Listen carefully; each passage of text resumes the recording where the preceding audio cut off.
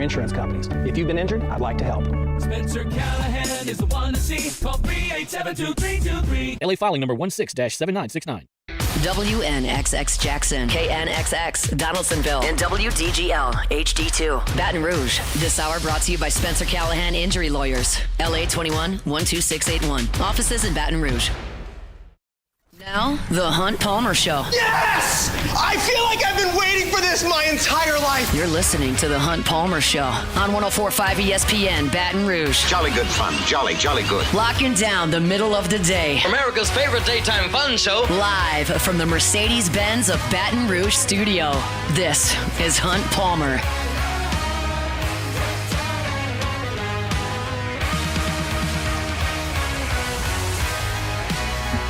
Welcome in. Hunt Palmer coming to you from the Mercedes-Benz of Baton Rouge studio downtown in the capital city on this Tuesday. That means we're brought to you by Plucker's Wing Bar. Got Jacob Beck and Cassie Spazzale back there on the ones and twos. Hope your work week is off to a good start. Appreciate you hanging out with us here on 104.5 ESPN Baton Rouge.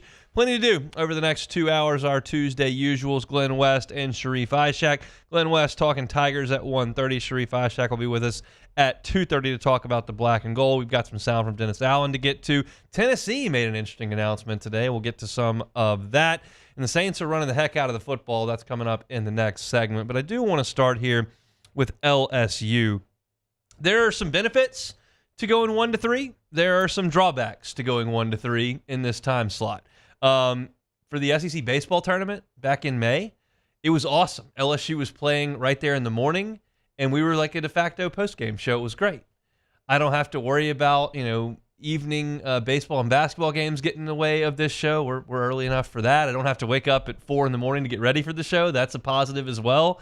But one of the drawbacks of this time slot is Brian Kelly's weekly press conference, and I'll tell you why. Not that you need to, cry for me here or anything, but it is an awkward spot for us because Brian Kelly comes on a little after noon, and then he wraps up about 20 minutes before we go on the air. So while I can give you a paraphrased version of an injury report, it's too quick for us to cut up the sound bites, and honestly too quick for him to say something and me to dive in and research something extensively and then bring it to you for the show. It's just an awkward deal. The morning guys, they don't have to deal with the Brian Kelly press conference on Monday. They just get to it on Tuesday. For Hanny and Jimmy, they can react to the game in the weekend, and then Brian Kelly can go, and they can kind of talk about it and get out of their show. And then Matt's got everything cut up at 3 o'clock to have for you ready to roll. And we don't necessarily have that. So sometimes I like to circle back to things that were said on Monday on Tuesday because they might be a little bit fresh or something that I want to look a little deeper into other than just 20 minutes before he says it and we've got to go on the air. All of that being said, I decided this morning when I was going on my run, I'm going to listen to that press conference again and see if something pops out that maybe we can talk about a little further. And it did, because as I listened to the first 10 minutes of his press conference, there were a few things that stood out to me about what he said. And it was very obvious, and this is 2 weeks in a row now, that Brian Kelly has come out and had a message he wanted to convey before questions started rolling. And this one was kind of on the nature of his teams, their start, and the challenges that they've got in getting their guys to play their best football. And before we get to the sound, I do want to suggest that it is evident to me that Brian Kelly's teams have gotten better as the years have gone on, as the year has gone on in his 2 years. Obviously, the LSU team that went to the swamp and rolled Florida, the LSU team that beat Alabama, those teams were significantly better than the one that played Florida State in the Superdome. I think LSU got better last year, specifically on offense. I don't know if they got a lot better on defense, but they did get better on offense as time went by.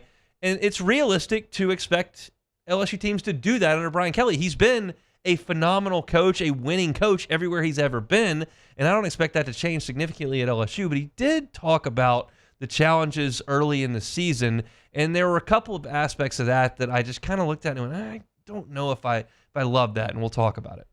When you have two first-year coordinators, they're learning their personnel, who they want to use, who are the best 11 in each situation, and then what schemes put us in the best position to succeed. And then now we'll have to go and prepare accordingly. And, I wish we could have done that in preseason camp, but we didn't know a lot about, who were those best players for that situation. And it's becoming a lot clearer. I think we're a lot closer to finding those things out. And we continue to look for, getting better in those areas. Okay, here we go. One overarching theme, first thing that comes to my mind hearing that soundbite is I'd really like you to figure that out in fall camp. I'd really like you to figure out what guys need to be out there, what guys can do, what their strength is, what the plan is. I'd like that to be evident by the time you get to the first game. Florida State, USC, I'd like that to be done. However, if we're going to expound on this a little bit more deeply, in this era of college football, it's never been more difficult to figure out what you've got because players have the freedom to come and go, and they do. And you've got a lot of freshmen coming in because Brian Kelly wants to build through freshmen, and it's hard to identify what they can do for you early in camp. You've got a lot of players that move on that you might have been counting on, and you've got a lot of transfers that come in, and you've got to evaluate them and get it ready. So there is a lot of turning over of your roster, and that does make things a little bit more difficult. Okay. And you talk about 2 new coordinators. Guess what? You're going to have new coordinators all the time.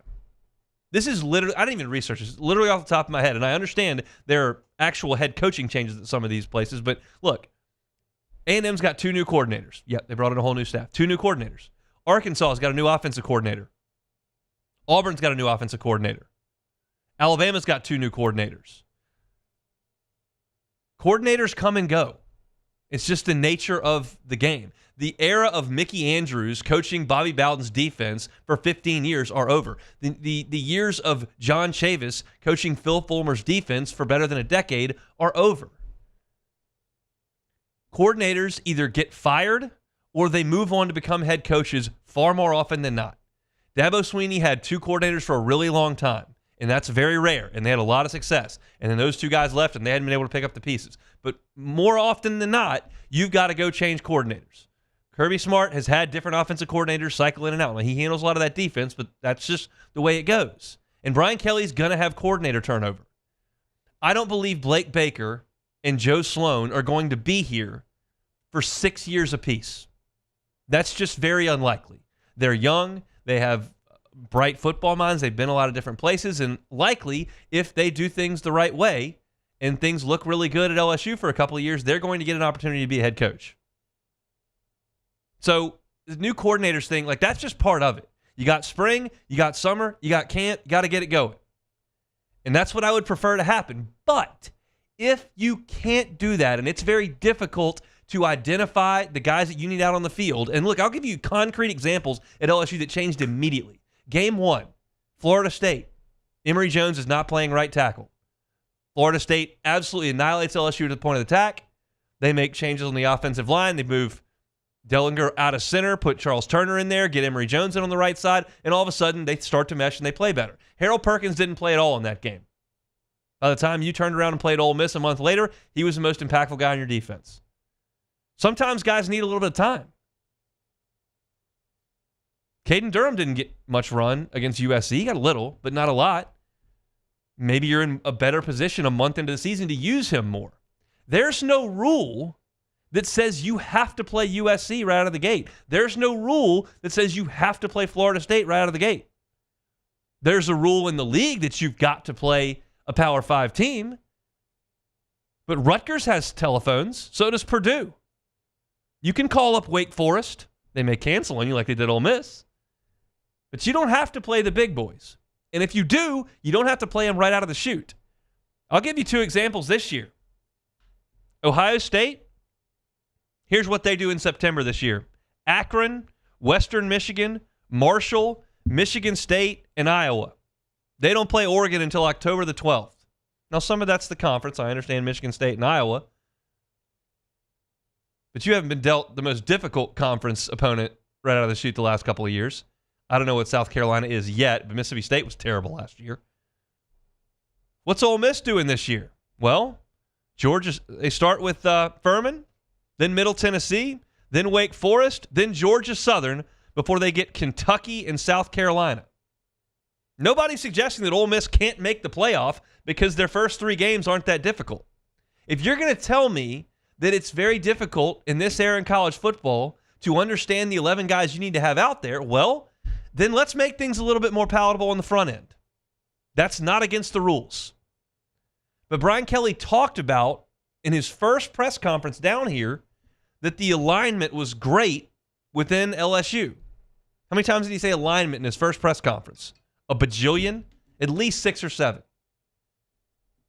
And he knew that this was coming, that these games were already on the books when he got here, and Clemson's involved the next 2 years, and that was too. And that's not going anywhere. But beyond that, you want to make a phone call up to Purdue? They'll come down here and play you, I'm sure. If they don't want to, go find Minnesota. I bristled a little bit at that, but the fact of the matter is I understand it's a difficult job to get a whole new team ready to go right out of the chute. Well, then don't do it. And LSU's attitude has always been, we're going to schedule the biggest and baddest. We're playing Virginia Tech home and home. We're playing Oregon in Dallas. We're going to play Wisconsin home and home. Give me USC. Give me Florida State. Give me Clemson. We'll play North Carolina. That's been the mantra of this team, of this football program. But it's punched between the eyes the last 4 years.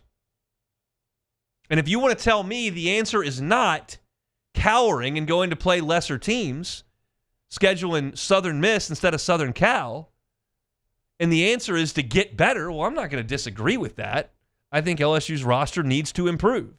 And the fix may be getting a better roster as opposed to lightening the early part of the schedule. You're never going to lighten the schedule because you're always going to have to play 5 really good SEC teams. Really good. Maybe more. So the schedule's never going to be light, but you can lighten the schedule on the front end. But right now, you are what you are, and you put yourself in a big-time hole that was not mandated to you the last couple of years. And to hear Brian Kelly say that, I was just a little interested. Like, well, if you're going to have trouble with that, then go ahead and try to fix it. Now, Brian Kelly was asked kind of, okay, what do you think about that win? And he basically said they're not that far off from being exactly what they want to be. And Beck will play number 8 here. He's saying like he thinks they're pretty close. Want to play cleaner? Yes. But at the end of the day, that was a good South Carolina football team. That was a good defense. We scored 36 points, and I think everybody watched the game. We didn't score inside the 5 twice. You just score those 2 touchdowns, which are, I think, an 87 or 88% chance of scoring touchdowns in that area. That's 50 points. So we're not that far off. And if we make the 2 plays that we should make, just, being fundamentally sound on the 2 run plays, we're going to give up less than 250 yards in total offense. So we're really close. And I'm not here to make you guys feel better. You guys are going to evaluate it and write the way you write it. But I know what we see, and I know how we feel about what we need to do. I'm perfectly fine with him coaching the guys that way with positive reinforcement, saying, hey, guys, I know you might be discouraged about this or that, but like, look, if you make 4 plays, this whole thing's different. And that is close. 4 plays is close. But the fact of the matter is you've been giving up 60-yard touchdowns for 2 years, so you're not that close because it's been the same thing for 2 years. And the fact is that you hadn't been a good short yardage running team in 2 years, so you're not that close to that either. Those are just pieces of your football program at this point that have been so for 16 games. So hopefully that gets cleaned up and hopefully they get better. As I said at the front of the segment, I think that there is proof that Brian Kelly's teams do get better. And I'm okay with him coaching the players saying, hey, and as he said, he's not trying to make us feel better, and that's fine. Again, I don't care what you say in the press conference, just go fix it. But there's a fundamental thing you got to do differently. Maybe it's not necessarily giving yourself the most difficult game in the country in week 1. We'll see. Looking for more information, more opinion on that, I've got a column up at LouisianaSports.net that kind of spells it all out for you. You can go check that out. There's also, Matt's got a column up right now about falling back in love with the New Orleans Saints. Speaking of those New Orleans Saints, I want to talk about them because they're running the heck out of the football, and I've got some amazing statistics that we dug up earlier today. We'll get to those coming up next. The Hunt Palmer Show. One Bath and Closets. OneBathAndClosets.com is the website. David Duvall and his team, 30 years redesigning and remodeling bathrooms and closets. Look, I tell this personal story every once in a while when I talk about One Bath and Closets. My wife and I loved our first home, brought our son to that home for the first time, and it's a special, special place to us. But the closet situation was not very good. She hated it. I lived with it. She hated it. And so when we decided we were going to move, we made the decision that we were going to prioritize closet space, and we did. And the new house that we live in has got a significantly better situation as far as the closet goes, and my wife is just thrilled for it. Now, you don't have to move to make that happen. You just call David Duvall One Bath and Closets, and you customize a closet in your current home and make that work. You can go to the website, onebathandclosets.com. You can see testimonials from satisfied clients. You can see pictures of their fantastic work. Check them out on Instagram as well. They've got some really interesting pictures on that account as well. Tell them the Hunt Palmer Show sent you $1,000 off of your project. It's One Bath and Closets. Go to the website, onebathandclosets.com. Bayou Ford has the new inventory to get you in a new Ford truck or SUV today, or customize your next vehicle just the way you want it. All new Bayou Ford vehicles come with a 1 million mile powertrain warranty. The crew at Bayou Ford is going to do right by you.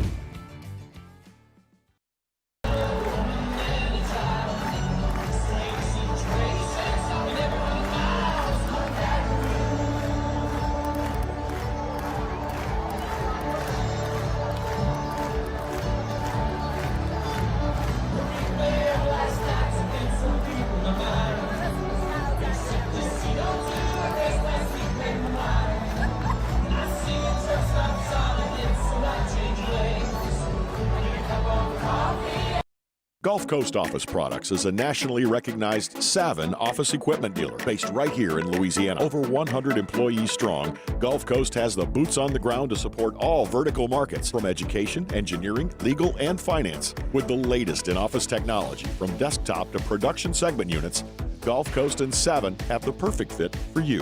Call 225-756-2644. That's 756-2644 for Gulf Coast Office Products.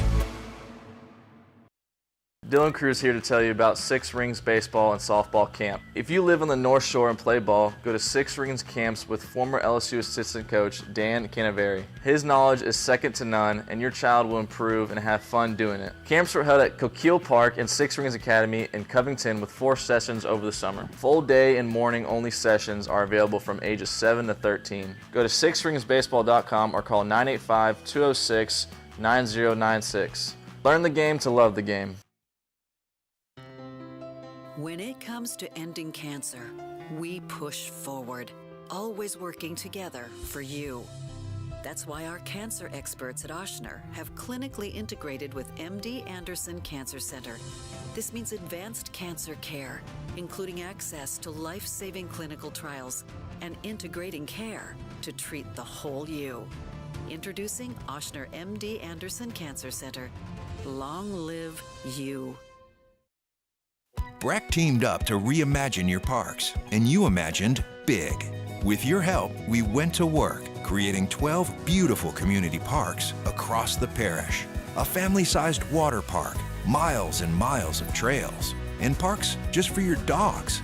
There are more places to splash, to explore, to run wild, and even soar. You imagined, we delivered. Gold. Breck, your #1 park system in the nation.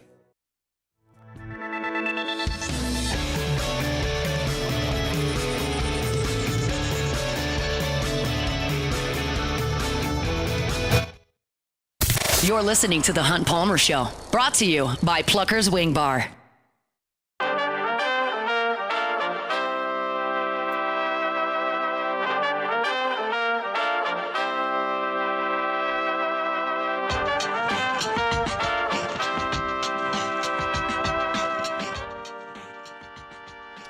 Glenn West going to be with us talking Tigers in 12 minutes.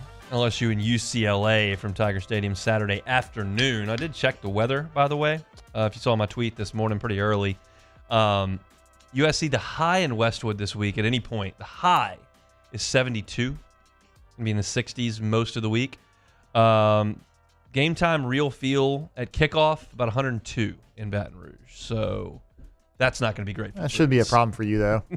Not going to be a problem for me. I'm going to be in the air-conditioned press Well, box you also with unlimited Coke Zero. I'll be fine. You also are always very adamant about not caring about how hot it is. Yeah, I mean, actually for this, I'm fine with it being hot. I need UCLA to be very uncomfortable. I think they're an atrocious football team, absolutely abysmal football team. Yeah, we didn't think South Carolina was very good either. That's correct, but I'll take any advantage I can get at this point. So we'll take that. I just keep getting images of that UC Irvine center fielder in 2008 going into full body cramps at the box. Like, I don't want that to happen to anyone, obviously. No. But that's not great, but it's possible. If you've been out there and it's 63 degrees and you go out there and it's 101, you got full pads on, it can be a bit of a problem. And LSU's been dealing with that for a month and a half. So we'll see how they adjust. Let's talk about the Saints. Man, I think everybody wants to talk about Derek Carr, and that's for a really good reason. He's been exceptional, absolutely great through 2 weeks.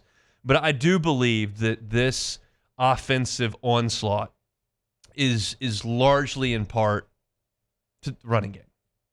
I just think they've been incredible running the football, and that's something they could not do last year. These Saints, through 2 weeks, are second in the NFL in rushing attempts. They're one short of Pittsburgh there. They are third in the NFL in yards. They are averaging 4.9 yards per carry, and they're first in rushing touchdowns. One thing that I think is very interesting is that the Saints do not have a single rush this year of 20 or more yards. Not one. Yet they are right there in the top 5 in yards per carry at 4.9. So they're not. The statistics are not being skewed by one 94-yard run that has altered everything. No, the Saints are just consistently getting 5, 6, 7, 8, 9 yards when they hand it off. That is how you win football games. They've been phenomenal in doing that. They run for 180 against Carolina and 190 against Dallas. For perspective, last year their high was 161 against Indianapolis. That's 20 yards shy of their low number this year against Carolina. And that game against Indianapolis is probably the best game that the Saints played all year. And they're second in the NFL in runs that result in a first down. 36% of their runs result in a first down. That's incredibly efficient. And Alvin Kamara looks like a new guy. Well, the old guy that is now the same guy. He, in his prime, was a guy who generally ran for 4.6 to 6.1 yards per carry, somewhere in the 5s. Prior to this year, the last 3 years, his yards per carry have been 3.7, 4, and 3.9. So down a yard to a yard and a half from where he was in his prime. And right now, he's been sensational. And if the Saints can continue that, then all of a sudden, everything falls into place. They run those wide zones. It's not just Kamara. They're handing it to Shaheed. They're handing it to Taysom Hill. Jamal Williams has gotten involved. I don't care about it. Kendre Miller at this point. If he comes back, great. If he doesn't, who cares? They scored 15 drives in a row without him, and they haven't seen him since the first practice.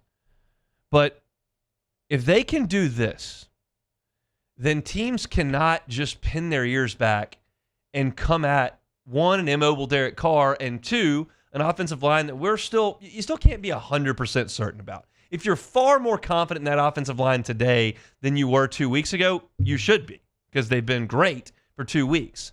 But the scheme has helped them, and the production in the run game has helped them. And that's the plan. We talked to a bunch of guys and girls prior to the season that watched this team, and they said, look, you've got to make the system easy for the offensive line, easier. And they're using motions to help in protection.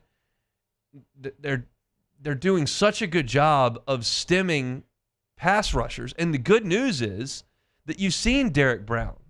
You've seen Jadeveon Clowney. You've seen Micah Parsons.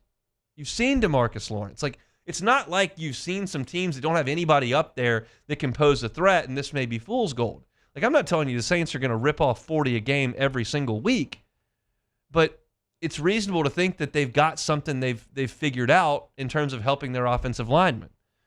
And as they continue to stay in front of the chains and continue to set up third and manageables, you can't just come after Derek Carr and put Trevor Penning on an island. It's going to happen sometimes, but you limit those opportunities because you keep him honest by running the ball. Kamara looks fast. He looks comfortable. He's catching the ball. And you've always got the defense kind of looking around at what's going to happen next. That was a great line from one of the Cowboy defenders on Sunday. He's like, I wasn't sure what was coming next. And absolutely, as we talked about on Monday, absolutely, teams will start to look at this tape and they'll adjust. And then it's up to what is obviously a very bright mind in Clint Kubiak and what, by all accounts, is a really bright football mind in Derek Carr do to combat that. They were behind the 8 ball entirely last year. They were behind the 8 ball in terms of they couldn't run it. They were behind the 8 ball in terms of injuries. They were behind the 8 ball in terms of down and distance. They got behind in games. You can't do anything to stop a pass rush when Detroit annihilates you in the first half and you're down 2-3 scores immediately, and you have to throw the ball. This way, they're taking control of games because they're running it, because they're going right down the field and scoring. And now you look up and you've got the ability to keep pass rushers at bay.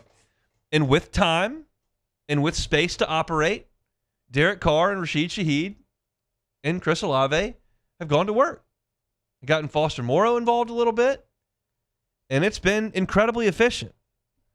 But look, last year they were held to under 90 rushing yards 8 of their 17 games. That's almost half the time you were under 90 rushing yards. Again, their statistics through 2 weeks, 180 at home versus Carolina, 190 at Dallas. 100 yards more production than half the games last year. It's just a whole new world to operate in. I don't believe Derek Carr is a whole new quarterback. But this offense is a whole new world that the Saints are exploring. And you've got to feel really confident with where it's sitting. And certainly the odds makers are suggesting that. The Saints are a 2.5-point favorite at home against Philly, who everybody thinks has a really good roster. They choked on a chicken bone last night, but they've got a good roster. Yeah, but also I think we're talking about the running game. The Eagles have gotten gashed in the run game. They got the Falcons ran all over them. The Packers ran all over them. And after watching both of those games the Eagles played in, I was just thinking to myself, the Saints are going to be able to run all over. I mean, I'll tell you what else is, and that's perfectly well stated, and I think that's absolutely correct. That dome on Sunday. Oh, yeah. Oh, my goodness. I mean, for a non-divisional game in a September Sunday afternoon, not prime time, not the Falcons, not Tom Brady, not the Cowboys, just this city is on fire right now. Yep. And it was smoldering ashes 2 weeks ago. It's incredible to watch the 360.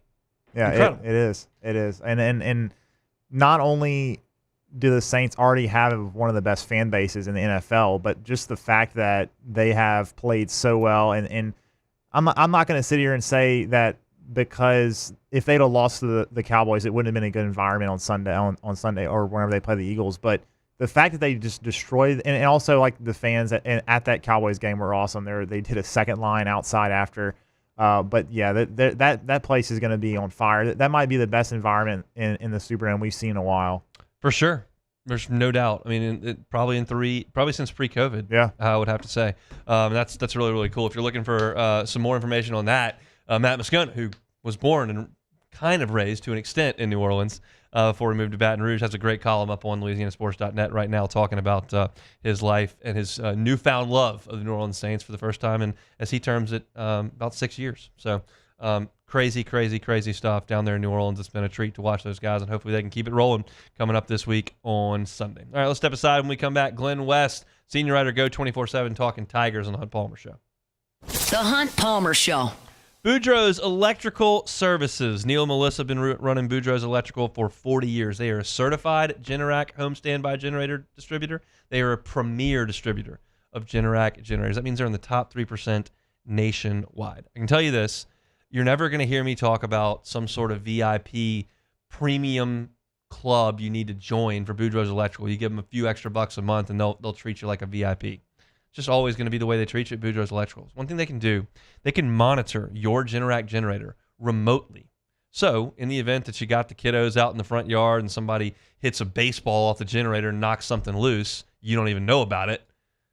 They will, because they monitor it and they can tell that something's not right. They call you, hey, something's going on with the generator. They come out, they make sure it's in place, everything's functional, so that when you need it to throw your power back on, it's ready to roll. Just a great premium perk. a perk of working with Boudreaux's Electrical that you're not paying extra for. My folks at Boudreaux's Electrical, they're just fantastic to work with. 985-397-1562, 985-397-1562, or 225-300-9389. That's the Gonzales location. You can find them online, boudreauxelectrical.com. That is boudreauxelectrical.com. Bayou Chrysler Dodge Jeep Ram has back-to-school savings like $16,000 off 25 Ram 1500 trucks. We're open for business in our beautiful new showroom and taking $16,000 off. All new Bayou vehicles come with a complimentary extended warranty. The crew at Bayou Automotive is going to do right by you. It's no secret. The best oysters in Baton Rouge are at Jolie Pearl Oyster Bar. Enjoy mouth-watering South Louisiana flavor and oysters from all over the country. And don't forget our nightly drink specials.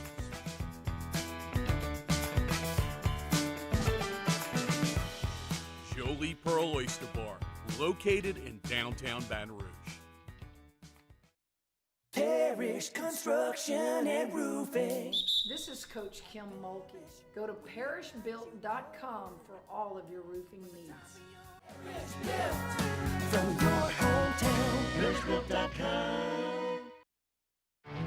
There it is, the extra mile, on the border of expected and extraordinary for those willing to go further, like vans customized for work or play, with safety and tech to keep you connected. Supported by a 5-star sales, service, and finance team, and backed by the 1-star you know. So go the extra mile. It's never crowded, because so few have what it takes to go there. Mercedes-Benz Vans. Electricity is all around us, and our families depend on it. Every day is sparked by the power of a cold drink or a warm meal, a movie night, and a comforting light at the end of a dark hallway. From sunrise to sunset, playtime to bedtime, our team is ready to take care of your electrical needs. Even in the case of an after-hours emergency, the light in your life shines brighter with Mr. Electric. Hey, it's Matt Moscona. For years, you've heard me tell you about Insurance Network of Louisiana, helping you find better coverage for less money. But it's not just for your home and auto. They also offer commercial properties, so retail stores, professional offices like doctors, dentists, attorneys, clothing boutiques. Insurance Network of Louisiana can find you better coverage for less money. They service the entire state of Louisiana, and they're local. So call today at 293-0450 or lainsurance.net. Jerry and Benny Payne began Central Plumbing Company out of their driveway in Tanglewood subdivision. 50 years later and 4 generations down the road, we continue to serve Baton Rouge and the surrounding areas for all of their plumbing needs. Residential, commercial, industrial, or hospitality, Central Plumbing is here 24/7, 365. We want to thank our customers, family, and friends for 50 years.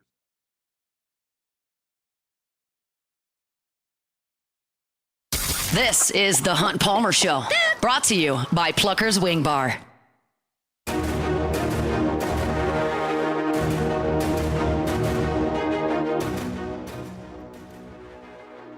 Rolling right along, Tuesday edition of the Hunt Palmer Show, presented by Pluckers. I'll be there tonight for sports trivia, 8:30 Nicholson location. Hope to see you out there. Probably see Glenn West before that and go over to player interviews at the LSU football facility. Glenn joins us every Tuesday with us right now on the Jim's Firearms Hotline. Glenn, how we doing? Doing great, Hunt. Yeah, I'll see you out there this afternoon. Looking forward to it. I'm guessing Braden Swinson. I'm guessing probably not Caden Durham. He's a freshman. Would imagine maybe Aaron Anderson. Taylor? Maybe Mason Taylor. Mason Taylor. When are we gonna get the quarterback? When I used to cover the beat back in I guess 11 through 13, the quarterback came every week. I'd like to get some of that, but we'll see. There are kind of two schools of thought on this game. I think that they're on kind of opposite sides. One is LSU's lucky to win the game. Quarterback got hurt, pick sixes off the board. They were lucky to win the game. South Carolina's not good. Or they got down 17-0 on the road in a hostile environment, and they showed some gut and determination. They came out and won the game. Which one are you kind of leaning towards?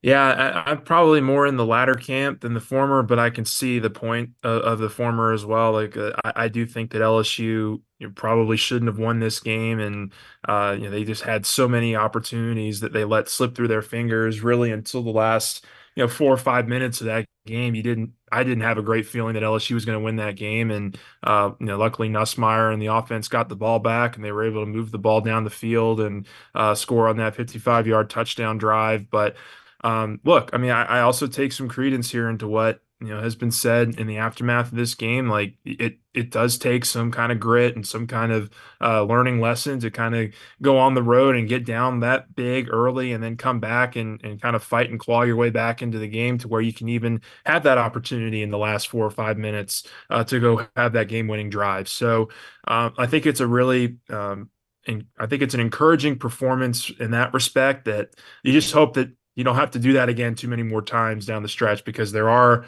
some teams here that if you get down 2-3 scores in SEC play, whether it's Ole Miss or Alabama, that'll be really, really tough to come back from. And I don't know that you can if you're LSU, given the way things have turned out so far. So, I think you want to lean more towards the positive than the negative after a game like that, because you did get the win. But certainly there's a lot of areas here where LSU needs to continue to improve. To that point, Brian Kelly said yesterday they're close. He took 2 60-plus yard touchdown runs off the board and then took 2 red zone empty trips off the board, and then said, yeah, we're close. How do you feel about that? Yeah, I mean, look, I think there's a little bit of truth in there, but you got to go make those plays. I mean, you can't just not have some of the inconsistencies in the red zone that LSU has shown at times this year.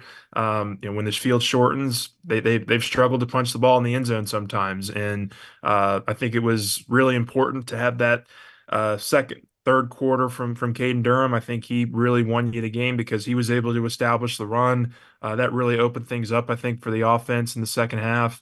And they were all kind of off to the races there for a good portion of that second half. I thought LSU's offense moved the ball pretty well in that game in the second half. And I think a big part of that was obviously Caden Durham's ability to show that they could be a threat in the run game. And Nussmeier made some really great throws. He made some really poor decisions.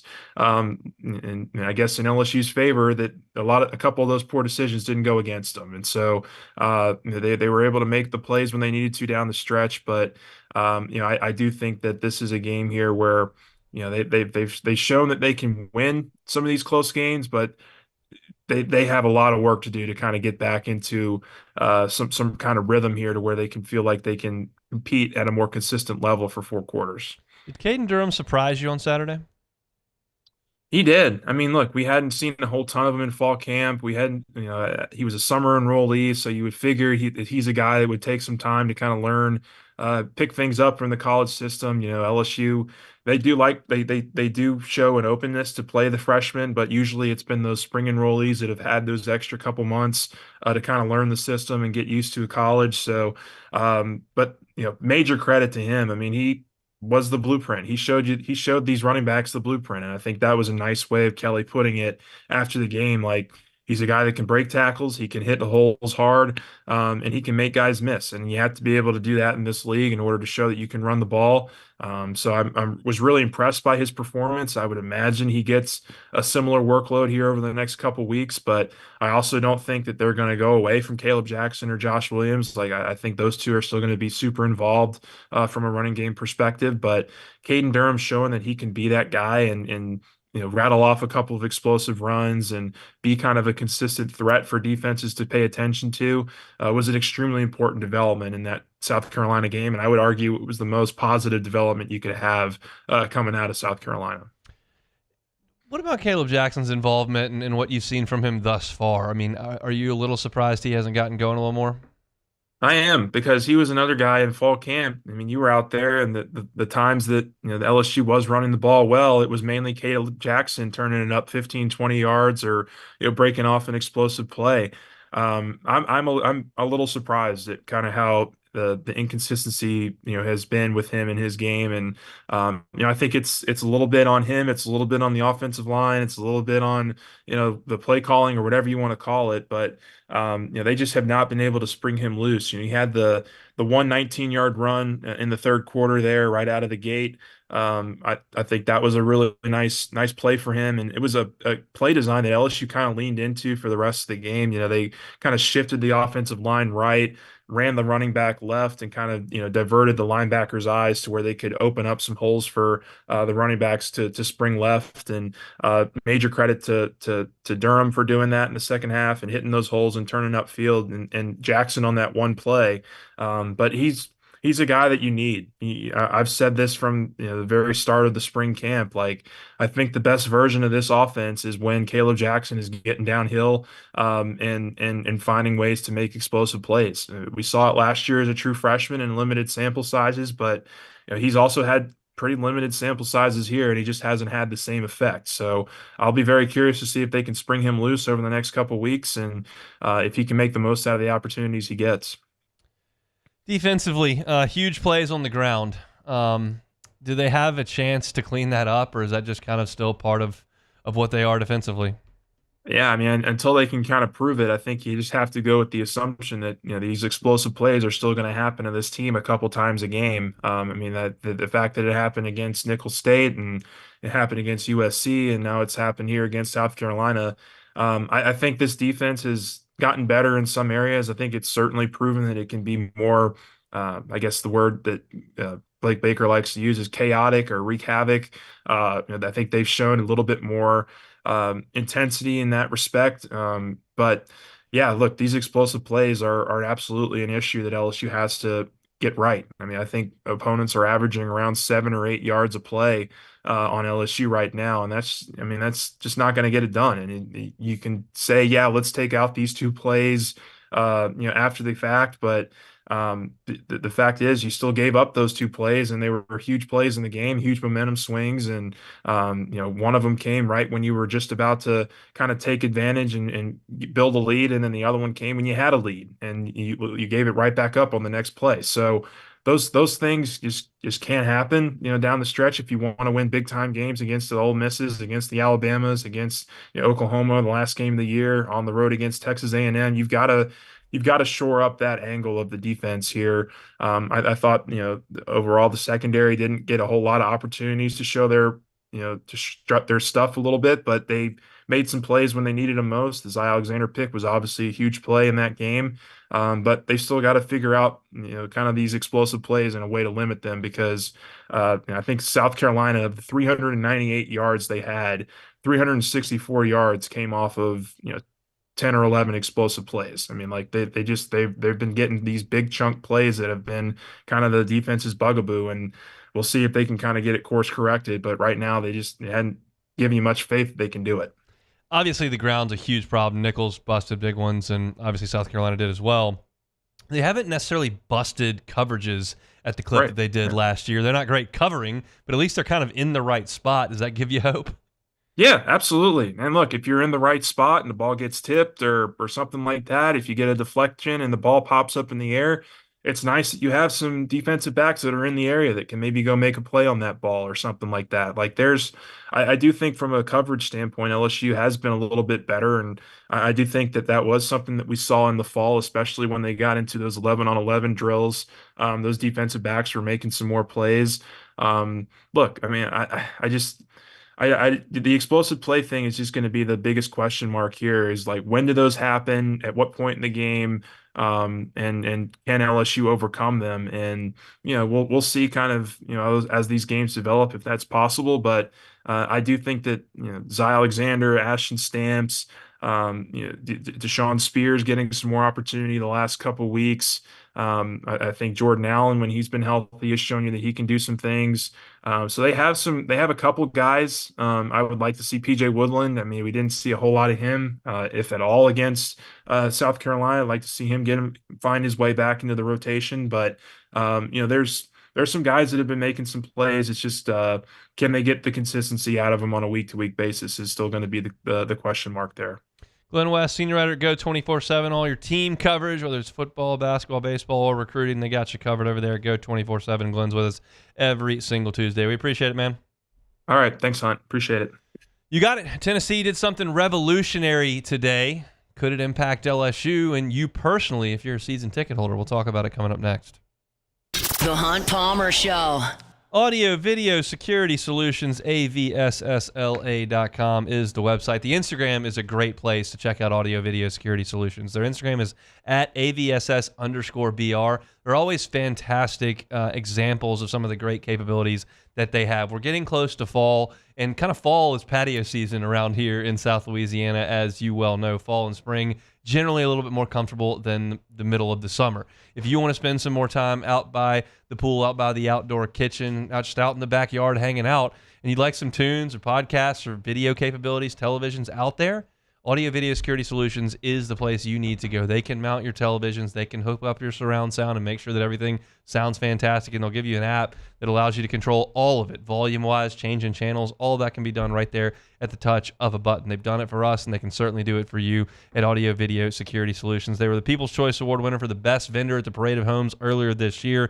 Mitchell Fisher and his team are fantastic people to work with. Give them a call, 225-439-7920.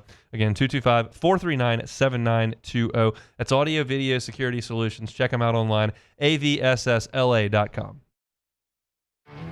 There it is, the extra mile, on the border of expected and extraordinary, for those willing to go further, like vans customized for work or play, with safety and tech to keep you connected, supported by a 5-star sales, service, and finance team, and backed by the 1-star you know.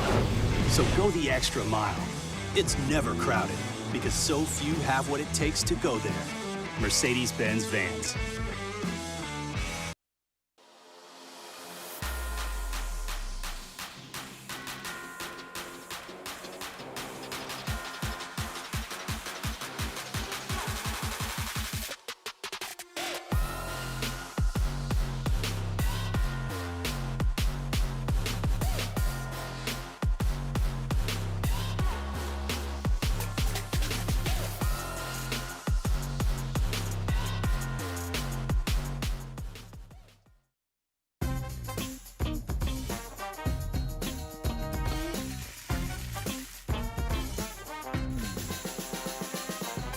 The best kept secret in town is out. Discover Tallulah at the Renaissance Hotel on Bluebonnet. Bayou Ford has the new inventory to get you in a new Ford truck or SUV today, or customize your next vehicle just the way you want. All new Bayou Ford vehicles come with a 1 million mile powertrain warranty. The crew at Bayou Ford is going to do right by you.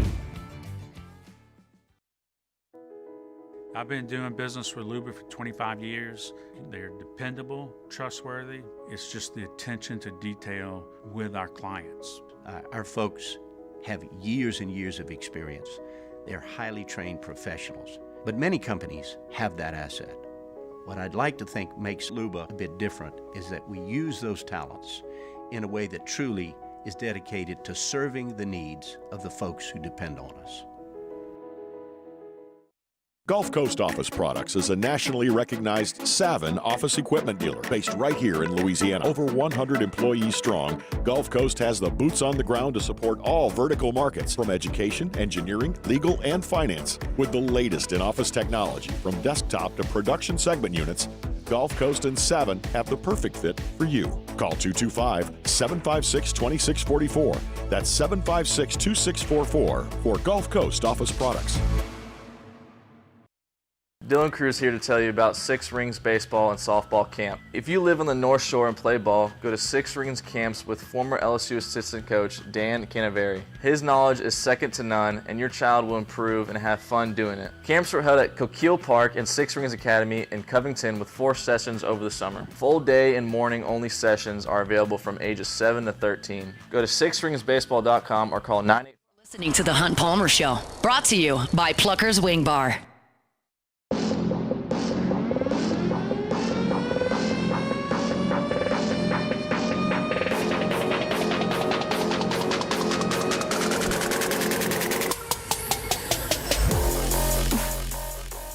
Congratulations to Brian Gendron from Baton Rouge. Brian is the Week 3 winner in our 2024 Pick'em contest and wins a Hooters wing party for 10 people. Don't forget to make your picks for round 4 by Thursday at noon. Weekly winners will receive a Hooters wing party for 10 people, and the first place season-long champion will receive a 75-inch 4K flat screen TV and a soundbar plus free Hooters wings for an entire year. It's the 2024 College Football Pick'em presented by Hooters. All right, closing out hour number one. Y'all are all very well aware of my my allegiances. that I bleed purple and gold. Y'all are all, as I said, very well aware of that. And for most of what goes on in terms of LSU sports, I'm right there with you. No matter the fact that I do this from 1 to 3 instead of sell insurance or lay bricks or be an orthodontist, like I'm pretty much with you when LSU's playing. I'm right there. I was an absolute wreck when they were winning games in Omaha before the Tommy White home run. I'm an absolute wreck inside Tiger Stadium more often than not. I'm right there with you. But one thing that I can't put myself in your shoes because of this job is the financial commitment to LSU athletics. There's give and take with that. It's great that I don't have to buy season tickets and I can still go watch LSU play in person. That's awesome.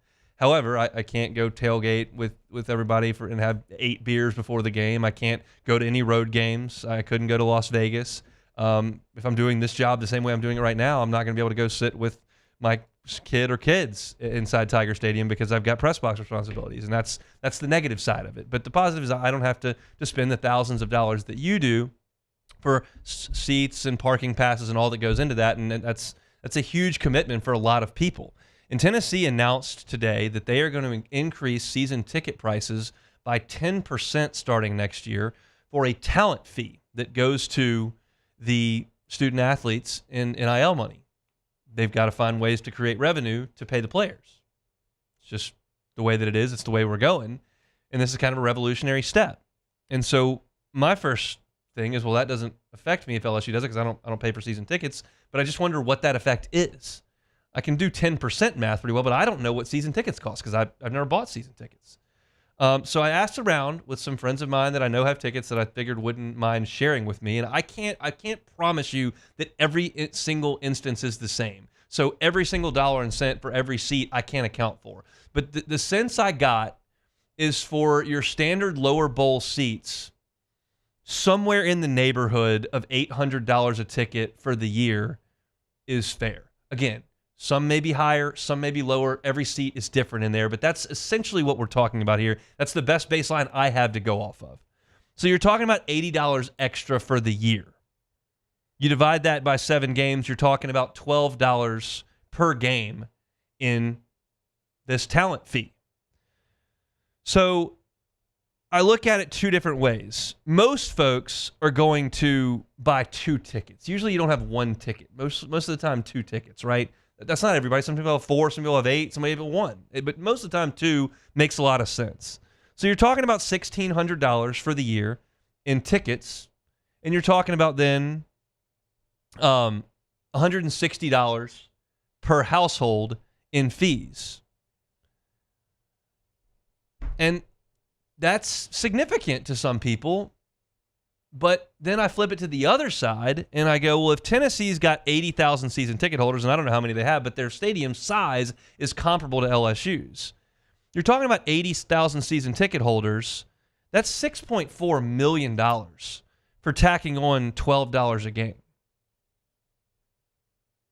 And I think there are probably people on both sides of that fence. There are probably people that say $12 a game, screw that, I already pay a lot of money. It's a big commitment for me to make that to cut that check every year. I get that. And I think there are some people that go $12 a game and we can raise $6 million to put a better defense on the field. I'm in for that. They're making $10 million a year. Cut that down to 6. There's $4 million. That's not the way life works. Salaries don't just get slashed at that type of level to reallocate funds other places. I'm not suggesting it's never happened ever, but far more often, it's not the slashing of salaries, it's the creation of revenue in other ways. This is another way. So whether or not you're on the $12 a game, $6 million to go field a better defense, stop giving up 60-yard touchdowns against South Carolina, here you go. There are plenty of people on the other side that are going to go, this is already a huge commitment to me. This has to stop. And I'm just here to tell you, my opinion is it's not going to stop. And Tennessee's first here, and it's going to be really, really, really freaking easy for Tennessee to pass the hat right now because they are rolling. and they've been in the doldrums for 20 years, and Heupel's got them cooking, and they're in the top 10, and they're fun, and they score a bunch of points, and you can pass that hat all day. You pass the hat in Athens, it'll start pouring in. Pass the hat in Austin, Texas, where Sark's got them playing like that, they'll have no issue. Try passing the hat in Gainesville right now. Try passing the hat in Ann Arbor right now with the way things are looking. And we'll see what happens here in Baton Rouge. But it's not going to be a reallocation of funds in my estimation. This will be an additional revenue stream. And if you don't have the boosters that are willing just to show up and say, hey, here it is, it's going to be spread amongst the rest. And that's going to turn some people off. But my belief is the $12 a game, this is my belief, in the big picture, is not going to scare people off of LSU football. It's too big a deal to too many people to throw a fit. I'm not suggesting that everyone's well on board with this. But what I'm telling you is I don't think that's going to be the straw that breaks the proverbial camel's back. I just don't. And if LSU can find a way to make $6.4 million more dollars to reallocate their funds to the players, I think they're going to do it. That's it for hour number one. Our Tuesday shows are brought to you by Pluckers. A lot to do in hour number two. Some sound from Dennis Allen. We'll certainly talk to Shorie Shack about the Saints, some LSU football as well. We'll step aside for SportsCenter and come back with hour number two. It's a Tuesday edition of The Hunt Palmer Show.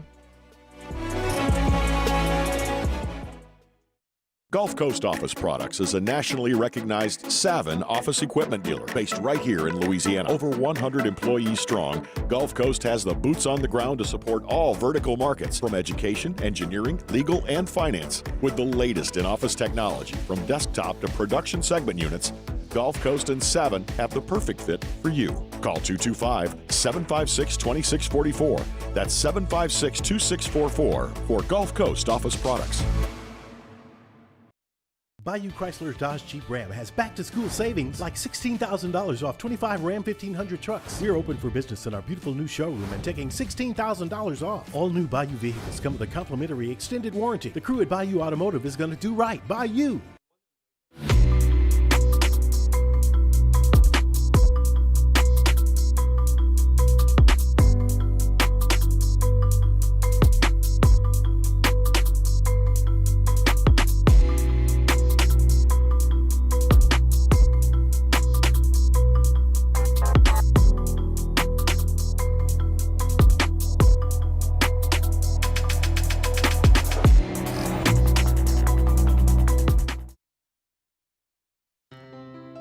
When it comes to ending cancer, we push forward, always working together for you. That's why our cancer experts at Ochsner have clinically integrated with MD Anderson Cancer Center. This means advanced cancer care, including access to life-saving clinical trials and integrating care to treat the whole you. Introducing Ochsner MD Anderson Cancer Center. Long live you. Breck teamed up to reimagine your parks, and you imagined big. With your help, we went to work, creating 12 beautiful community parks across the parish. A family-sized water park, miles and miles of trails, and parks just for your dogs. There are more places to splash, to explore, to run wild, and even soar. You imagined, we delivered. Gold. Breck, your #1 park system in the nation. There it is, the extra mile, on the border of expected and extraordinary, for those willing to go further, like vans customized for work or play, with safety and tech to keep you connected, supported by a 5-star sales, service, and finance team, and backed by the 1-star you know. So go the extra mile. It's never crowded, because so few have what it takes to go there. Mercedes-Benz Vans. Electricity is all around us, and our families depend on it. Every day is sparked by the power of a cold drink or a warm meal, a movie night, and a comforting light at the end of a dark hallway. From sunrise to sunset, playtime to bedtime, our team is ready to take care of your electrical needs. Even in the case of an after-hours emergency, the light in your life shines brighter with Mr. Electric.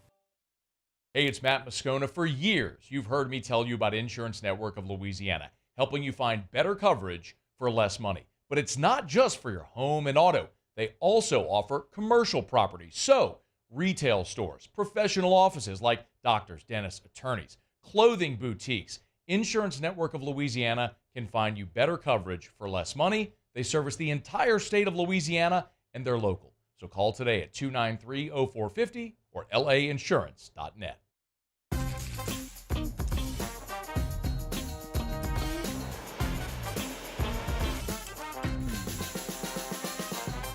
The best kept secret in town is out. Discover Tallulah at the Renaissance Hotel on Bluebonnet.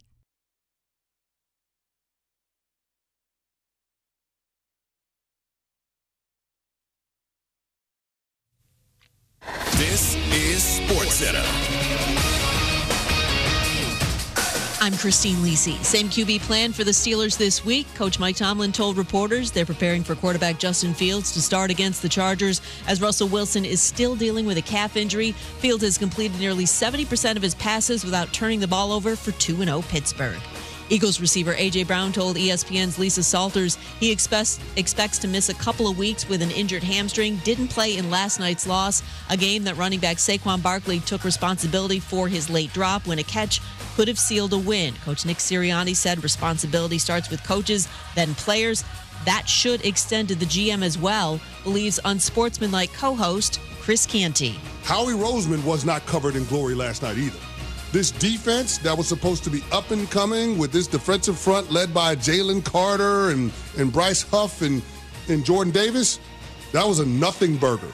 UFC's Sean O'Malley, scheduled to undergo hip surgery early next month, said it could be up to a year before he actually fights again, considering surgery, recovery, then a full fight camp. He suffered a torn labrum 10 weeks ago.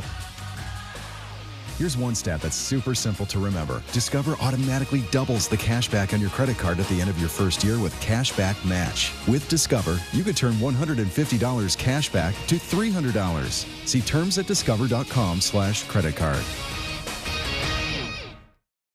Now, the Hunt Palmer Show. Yes!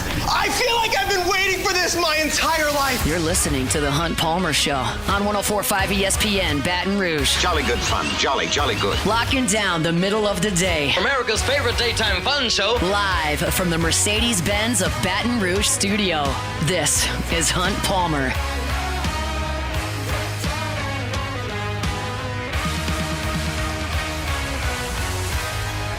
Hour 2, Tuesday edition of the Hunt Palmer Show. Hope our work week's off to a good start. Thanks for hanging out with us on 104.5 ESPN Baton Rouge. Busy first hour.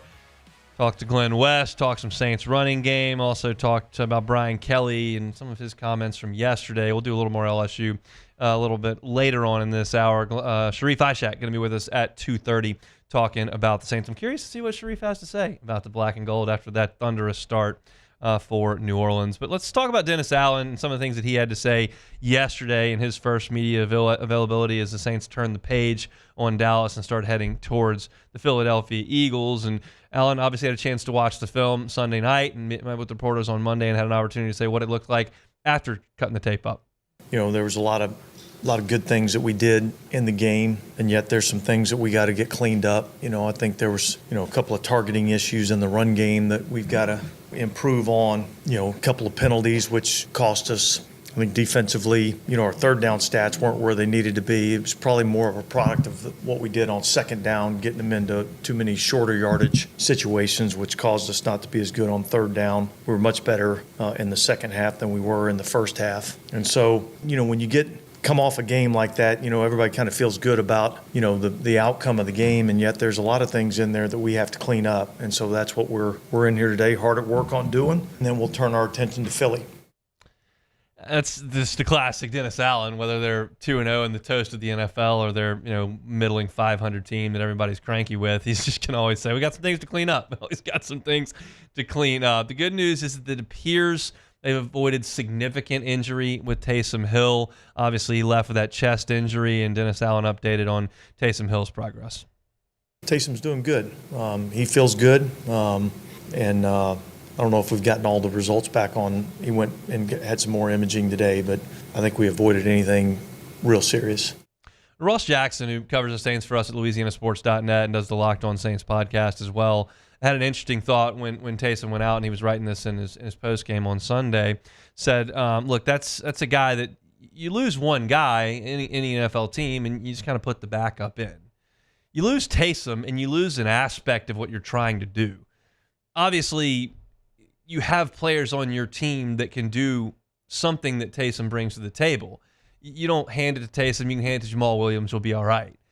You don't have Taysom line up at that H-back position. Well, you can put Foster Moreau there, and you're okay. You want to snap it directly to Kamara, you can do that. Same thing that you can do for Taysom, but you're missing a guy that can do all those things. And so when you lose Taysom, it's kind of like losing more than one player. It's like losing an aspect of your team that no one can really fill in for. So it's great news for New Orleans that Taysom appears to be okay. We talked about the running game in the first hour, and we wanted to kind of play some of Dennis Allen's thoughts on said running game, and he really liked the success that they had running the ball on third down. Well, look, I think it's all about making the defense have to defend the whole gamut of plays, defend the whole field. I think sometimes you make it easy on the defense when you just want to drop back and pass it all the time and allow them just to rush the passer. And in particular, when you're facing a team that rushes the passer as well as Dallas can. So I think that's just something that's always part of the arsenal, and you have it available to you. And it's just really about, making that call at the right time. The red zone was where the Saints were awful early on last year. I mean, awful. They actually moved the ball in some of those games. Green Bay, Houston, they moved the football. They couldn't do anything when they got to the red zone. And everybody's like, well, Derek Carr was bad in the red zone in Vegas. He was bad in the red zone in Oakland. He's bad in the red zone now. And that all may be true, but they've gotten better at it, and Dennis Allen has appreciated his team once they've gotten into the red area that they've been able to put the ball in the end zone.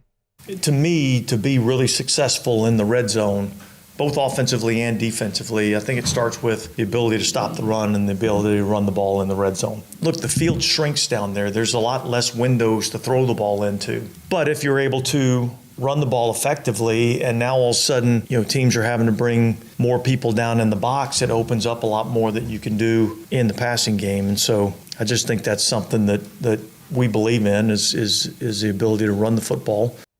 And you've seen that because they've run the ball, but they've also gotten Alvin Kamara involved in the passing game down there, and he scored a touchdown there in the third quarter. You saw it in the opener. Foster Moreau got involved with a touchdown catch. They actually hit a play to Foster Moreau that would have been a touchdown, but it got called back for a legal man downfield that was just outside the red zone. But it's in the same area of the field we're talking about there. They've been really, really good at running it, and because of that success running it, they've gone over the top and been able to throw it as well. It's been awesome. Kool-Aid McKinstry was kind of thrust into action against Dallas, and that's a veteran quarterback and a couple of really good veteran wide receivers in Lamb and Cooks, and you didn't have Lattimore, and I think that Kool-Aid McKinstry acquitted himself quite nicely.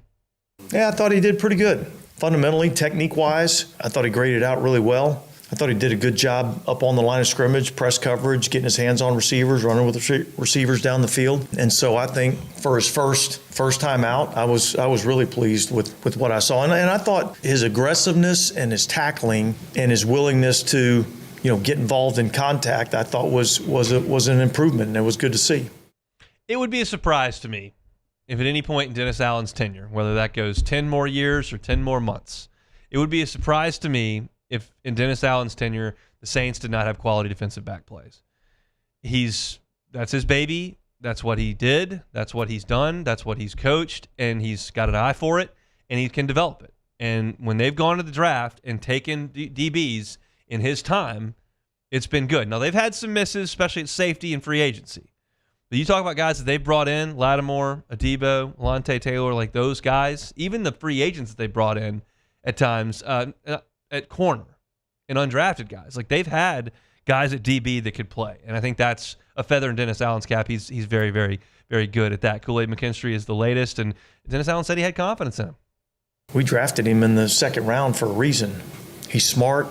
He's instinctive. He's fundamentally sound in what he does from a coverage standpoint. And so I think those are all things that we knew were there. But the fact that he wasn't here all spring or available all spring, he got injured in the San Francisco game, kind of made it harder for us to see him a whole lot, throughout the course of the summer. But yeah, we feel confident in his ability to go in there and help us win if we need him to.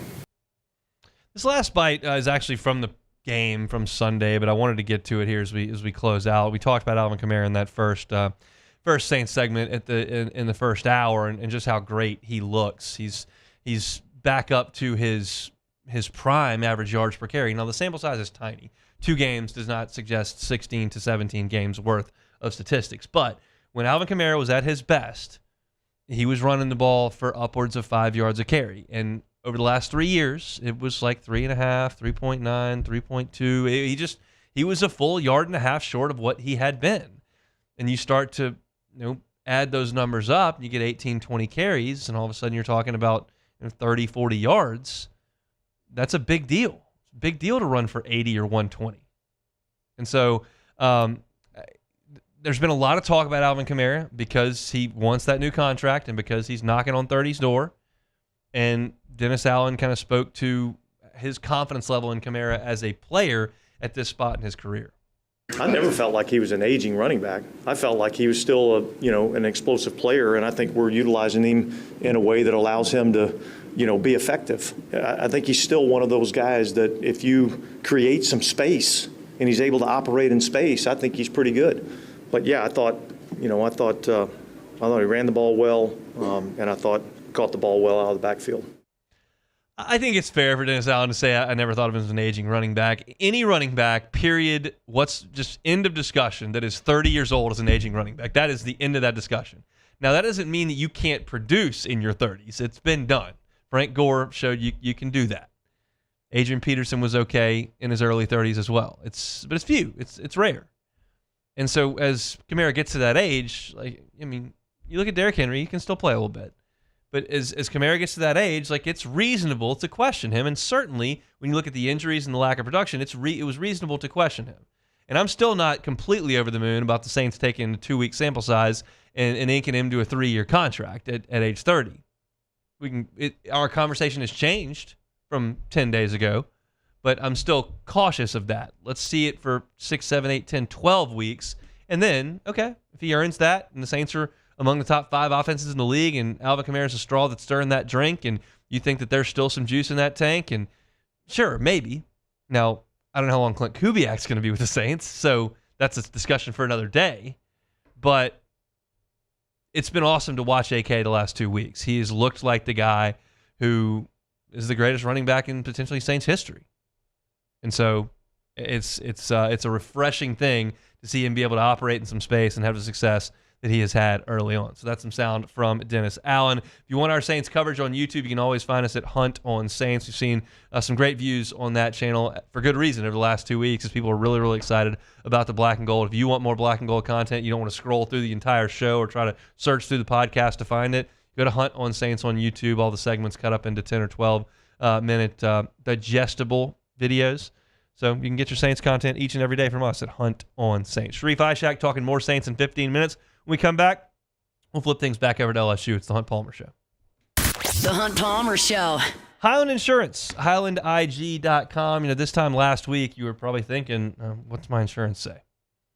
It's an uncomfortable thing to think about that as the storm is approaching. It'd be an uncomfortable thing to think about that after the car accident. It'd be an uncomfortable thing to think about that after you realize there's been a massive cyber breach in your company's system.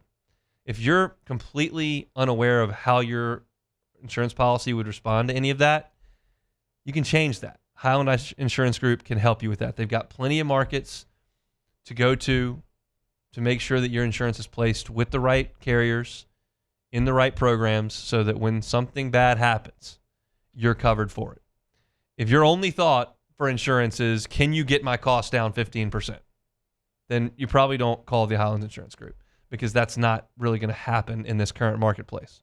But if you just want to be sure that everything's taken care of and you want to run your business instead of having to comb through policies to make sure every single vehicle is covered and every single building is covered and every single person's covered on your workers' comp, you just want to make sure that someone else is handling that, the Highland Insurance Group is your one-stop shop. They can handle property and casualty. They can handle your group or employee benefits. And they're right here in Baton Rouge. Jonathan Carver and his team are awesome people, and they'd love to help you out. If you're a business owner here in South Louisiana, call the Highland Insurance Group or visit them online, highlandig.com. It's the Highland Insurance Group, highlandig.com. Parish Construction and Roofing. You can't win a championship without playing defense. Go to parishbuilt.com and sign up for the priority emergency list and man up on this storm. parishbuilt.com. The Windsor Senior Living Community in Mandeville, Louisiana is a beautiful, vibrant apartment community geared toward seniors.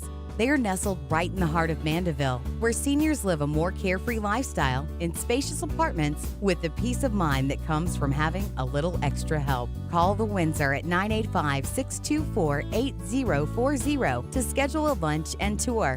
Come see how the Windsor can be your passport to peace of mind.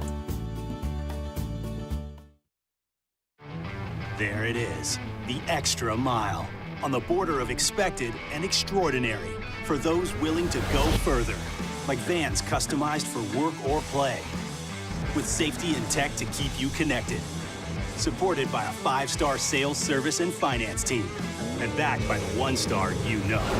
So go the extra mile. It's never crowded, because so few have what it takes to go there.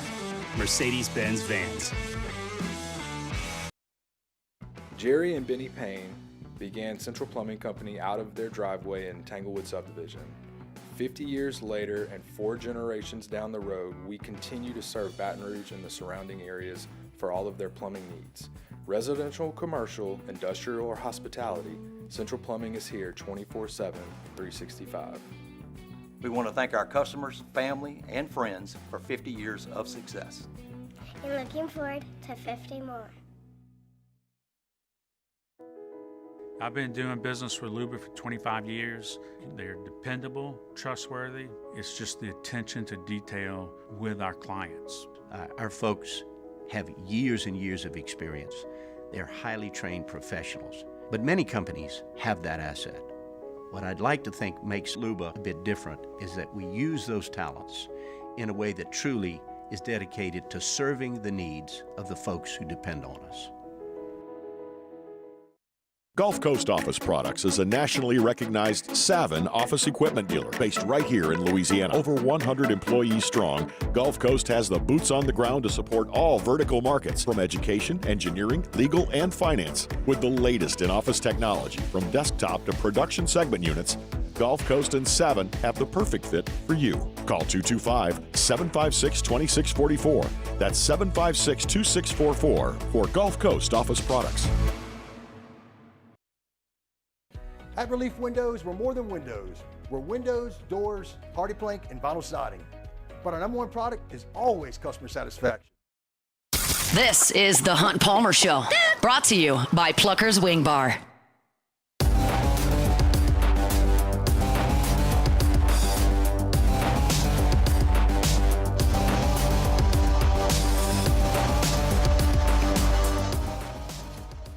Chat with Shorie Shack coming up in 15 minutes. Want to talk some LSU football, specifically against the run. Obviously, Brian Kelly said yesterday, if we just honor our simple assignments and don't allow the 2 huge running plays of 60-plus yards to South Carolina for touchdowns, then we keep them about 250 yards total offense. So we're real close. And that's part of the deal. You can manipulate numbers any way you want to manipulate them, if you want to, and you can kind of get a point across. I would suggest, if you're looking at an entire season's worth of work last year and then 3 games this year where big plays have been a problem, that trying to remove the big plays is probably not the best way to describe the situation. That's just the way I would see it. I think LSU's got big problems in terms of stopping big plays. They're not really close to fixing it. I told you last hour, that I thought Brian Kelly and Blake Baker had a chance to fix things. I think Corey Raymond's done a pretty good job making sure his guys are in the right place. They're not blowing huge assignments. They're not covering great. They're allowing catches, which is really ultimately all that matters. But I do think they're making steps in the right direction of contesting balls. They got an interception this week. So I think they'll make progress. Just how quickly can they make that progress? And I don't want to talk about the passing game. I actually want to talk about the running game. And I realize, and trust me, I believe this as much as most of you do. Pro Football Focus is not perfect. It doesn't perfectly illustrate everything, but it does give you some data that is probably more right than incorrect. I highly doubt someone was the team's most outstanding player and game ball award recipient, and he graded out 46. And I also don't think that a guy was absolutely in the wrong place all the time, bailing on assignments, not doing what the coaches asked him to do, and then graded out 91. Like, I think you can reasonably draw how a guy performed over the course of 40, 50, 60 snaps by this grade. Again, the guys who were fantastic in the game and impactful probably didn't grade out 60, and the guys who were absolutely atrocious probably didn't grade out 90. So I look across LSU's defensive front, and I look at run defense grades, and it's not great.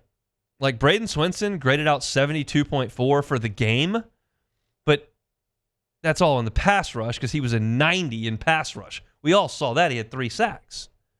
But against the run, Braden Swinson was a 43.3. That's not great. Now, Paris Shand and Sean Washington were at least respectable against the run.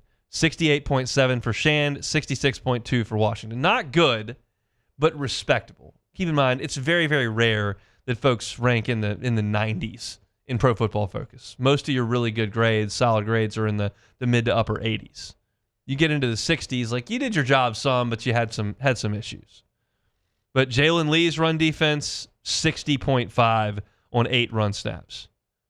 You look at Whit Weeks, pretty good, 71.5. That's solid. He wasn't as good in the pass rush game where we think he can be good. He wasn't very good in the coverage game either, but in terms of the run, he was pretty good. Harold Perkins, 67.6 against the run. Then you look at Gio Paez, one of your stalwarts in the middle of your defense. Against the run, 66.7. Not great. Ahmad Bro, 56.1. And Savion Jones down there at 54.3. A lot of that was on his tackling, 28.4. He did miss a couple of open field tackles that you'd really like your veteran to make. But overall, you look at LSU's run defense, and there are significant issues. And if you could definitely trust your corners to go out there and run with these guys one-on-one, then you could fill the box, and you could probably do a pretty good job of at least slowing down the run. But if they've got you both ways and you're trying to play this thing head up against the run, I think big plays are probably inevitable. I do think LSU's offense is very capable of counteracting that and scoring score for score with most teams. But as you saw last year, you ran out of time against Ole Miss. They would have gone down there and scored in that last drive, no doubt in my mind. But they ran out of time, and they still almost scored. Throw hit face mask of, was it Brian Thomas? Yeah, I think it was Brian Thomas. Yeah. Either way. But look, if LSU has another 90 seconds in that game, they're going to score and win it. But they didn't because you're not getting enough defensive stops. It's because you're not stopping the run. And when Guggenheimer runs for a bajillion yards for Nichols and you give up 2 long track meet sprints for Lenora Sellers and then Rocket Sanders, like, you've got to do a better job of filling your gaps. And Whit Weeks talked about it. He knew that he wasn't right where he was supposed to be. And I was surprised to see that Savion Jones ranked so poorly. And I was honestly surprised to see that Jordan Gilbert ranked as high as he did, but his tackling was 82.7, which is really, really good. JDR Suggs got out there. He played on 5 total snaps, 3 run defense, 66.6. So it's a cast of undermanned guys, and they're going to have to hold their own. If those guys can come out there and hold teams to 3.5 yards per carry, then LSU's going to win a ton of games because that'll get some 3rd and longs. I think the DBs will make some plays on some balls, but more importantly, if you're slowing the run game down, you're running clock, and you're not out there as much. So I looked at these PFF grades, and if you're looking for a piece on it, you can at LouisianaSports.net. I've got the LSU piece, and Ross has got the Saints piece. Not a ton of phenomenal stuff on the LSU defense. The offense was pretty good from a PFF grade standpoint. Caden Durham obviously graded very, very well at 82.5. Aaron Anderson had a great game at 78.3. Anderson makes 2 really nice catches from Nussmeier. One that Nussmeier dropped in the bucket on that slot fade, and the other one, Nussmeier threw it over the linebacker in front of the safeties, and Anderson made a really good play. But Garrett Dellinger and Miles Frazier also very, very good on offense. They played all 79 snaps that the offense did play.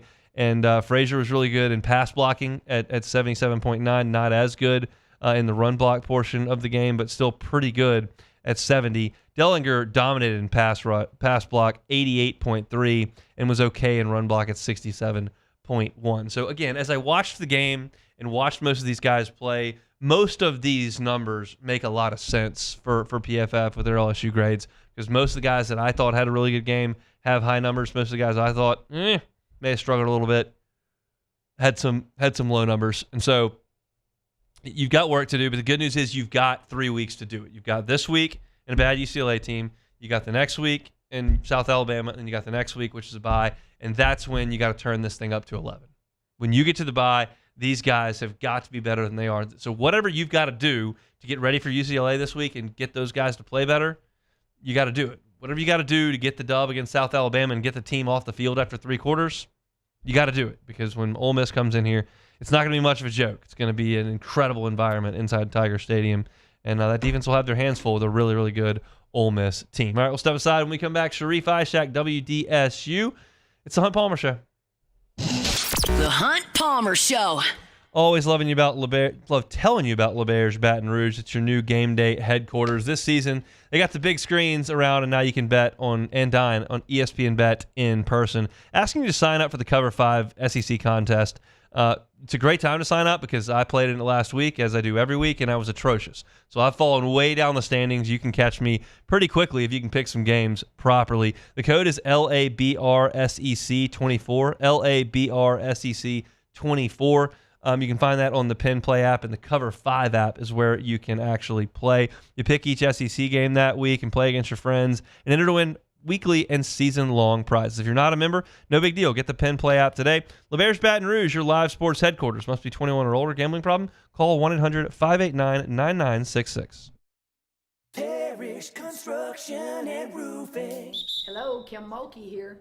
When I have construction and roofing needs, I call my friend Ryan Terrio and the Parish Construction and Roofing team. I sleep good at night because I know the Parish team has my back. Go to parishbuilt.com for all of your roofing needs. And remember, always do business with someone you know. Parish Built, from your hometown, parishbuilt.com.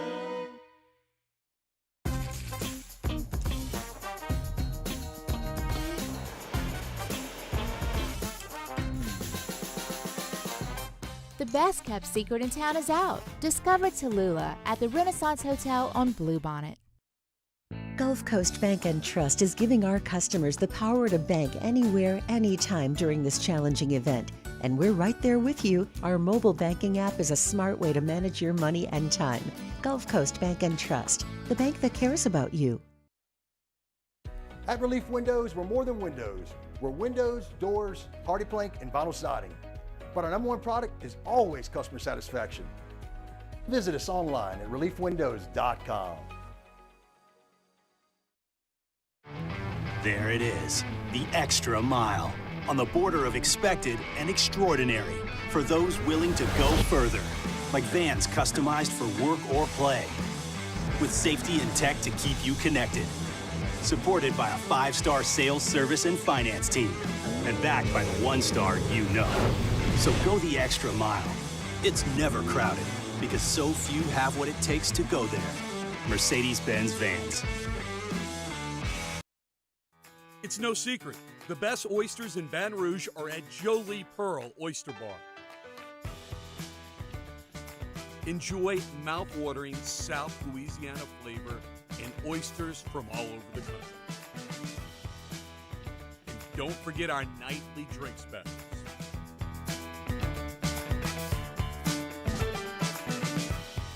Jolie Pearl Oyster Bar, located in downtown Baton Rouge.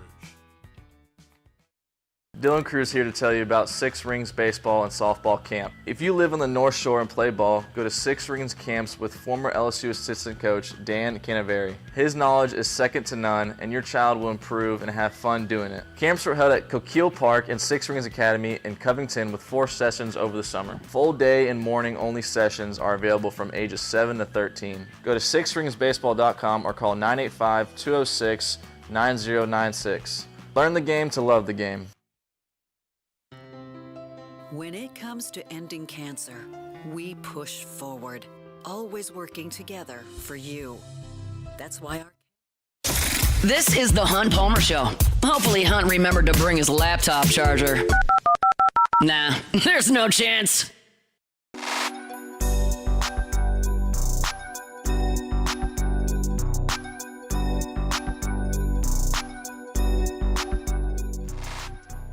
That was correct, rejoin lady. I did not bring my laptop charger, but we have about 26 minutes to go in the show, and the laptop has 52 minutes of charge. Wow. So impressive. Even if Matt sends me an emergency text message because he's locked in the elevator and I have to do the first 15, 20 minutes of his show, we're still good.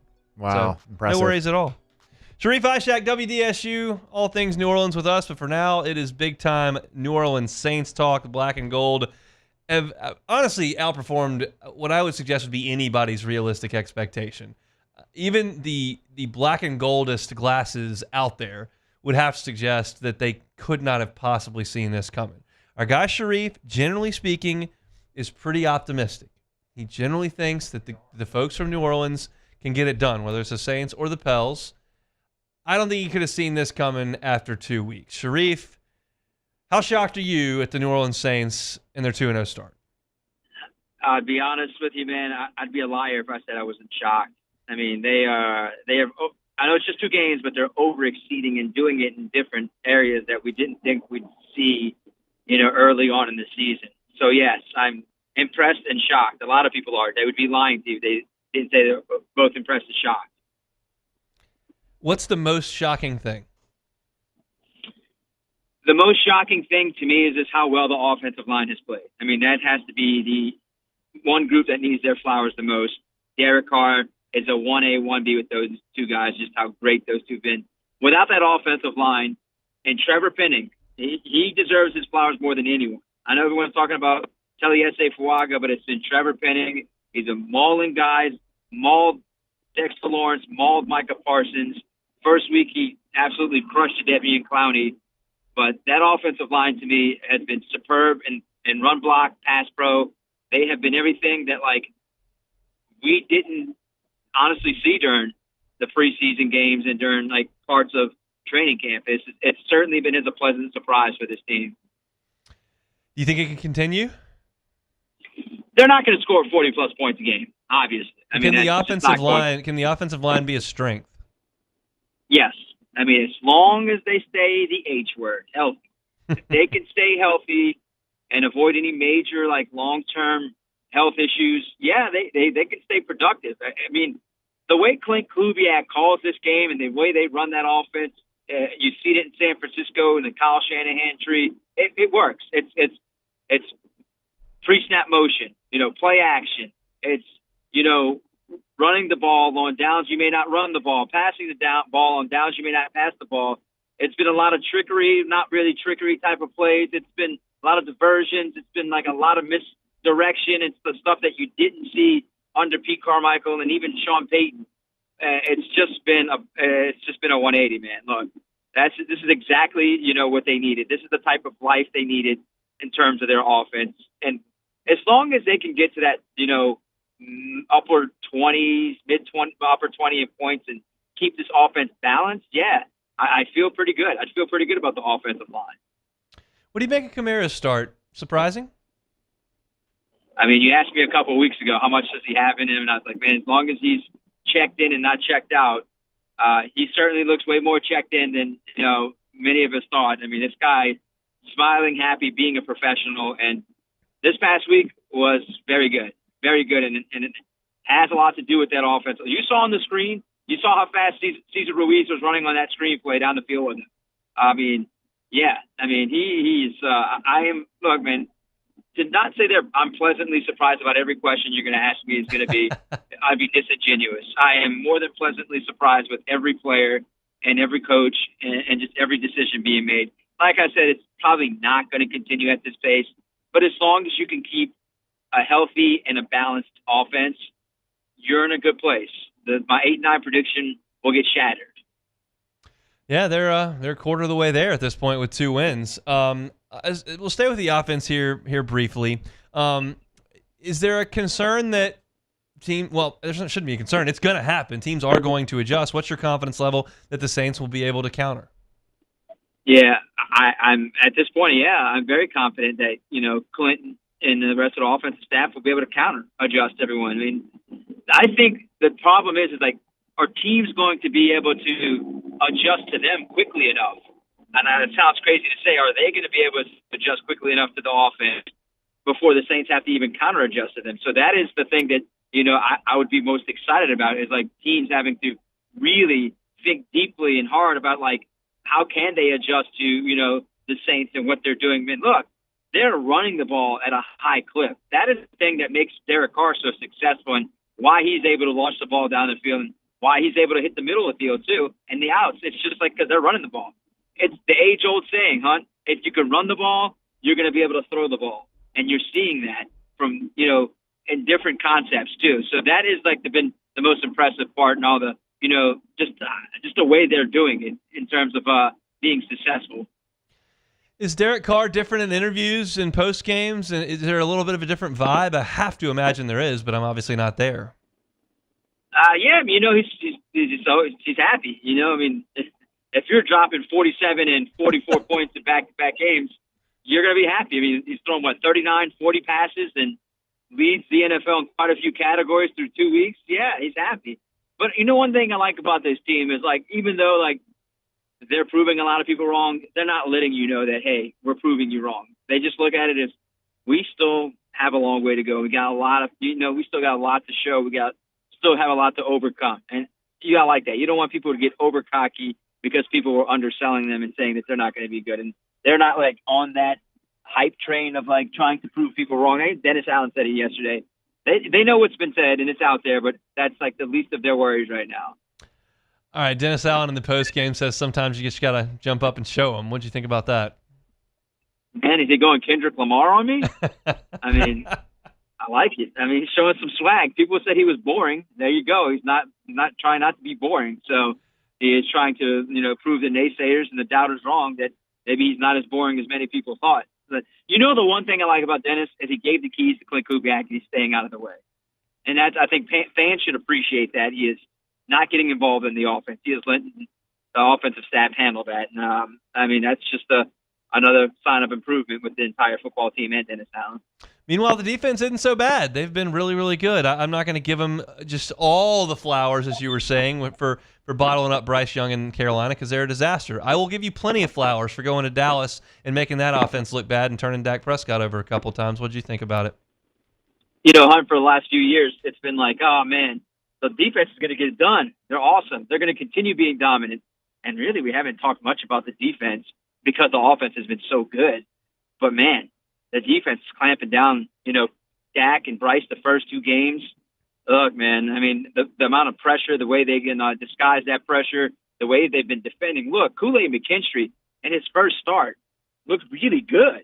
He looked really good out there trying to defend CeeDee Lamb and some of the receivers. So, yeah, man, it's looking good. It does look really good, man. That defensive line is just, it may not show in the stat sheet, but they're getting after quarterbacks and they're making it miserable for them to even have any time in the pocket in order to complete stuff down the field. So, I mean, that one touchdown was a bogus touchdown. It was over pursued by Tyrann Mathieu and Paulson Adebo just missed, but both guys make up for it later with interceptions. So they're ball hawks. This team is constantly showing you that they've been ball hawks in previous seasons, preseason games, and camp, and that continues this year with an offense that's, starting to kind of find itself and hum. What's the Dome going to be like on Sunday? I've been trying to think, when was the last time, the anticipation has been, like this. It's been a long time since fans have been pumped up. Look, they go from $11 tickets against the Panthers too. Tickets being the cheapest $215 this week. Yep. I mean, I know it's the Eagles and not the Panthers, but look, it is the enthusiasm has grown tremendously these last two games, especially after beating the Cowboys. You know, the Saints hate the Cowboys and Falcons more than any team, but just to show what they did against the Cowboys is really giving the fans some hope, and that's all they wanted. They wanted some hope. They wanted to move in the right direction, and fans are excited, man. It's going to be deafening in there. It's probably going to be the loudest it's been since 2018, 2019. Yeah. Pre-COVID, yeah, for sure. That's going to be incredible on Sunday. Philly comes in. Obviously, the storyline always follows with the Dennis Allen defenses. They're really good, but what about when the quarterback starts running? Jalen Hurts runs a lot. Is that the biggest concern, or is it Saquon Barkley? Well, I think that's the Achilles heel, man. It's always been the Jalen Hurts games, man. The two times they faced Jalen Hurts. Last time they played the Eagles, Gardner Minshew played, and it was at the end of the season, so I'm not going to count that game.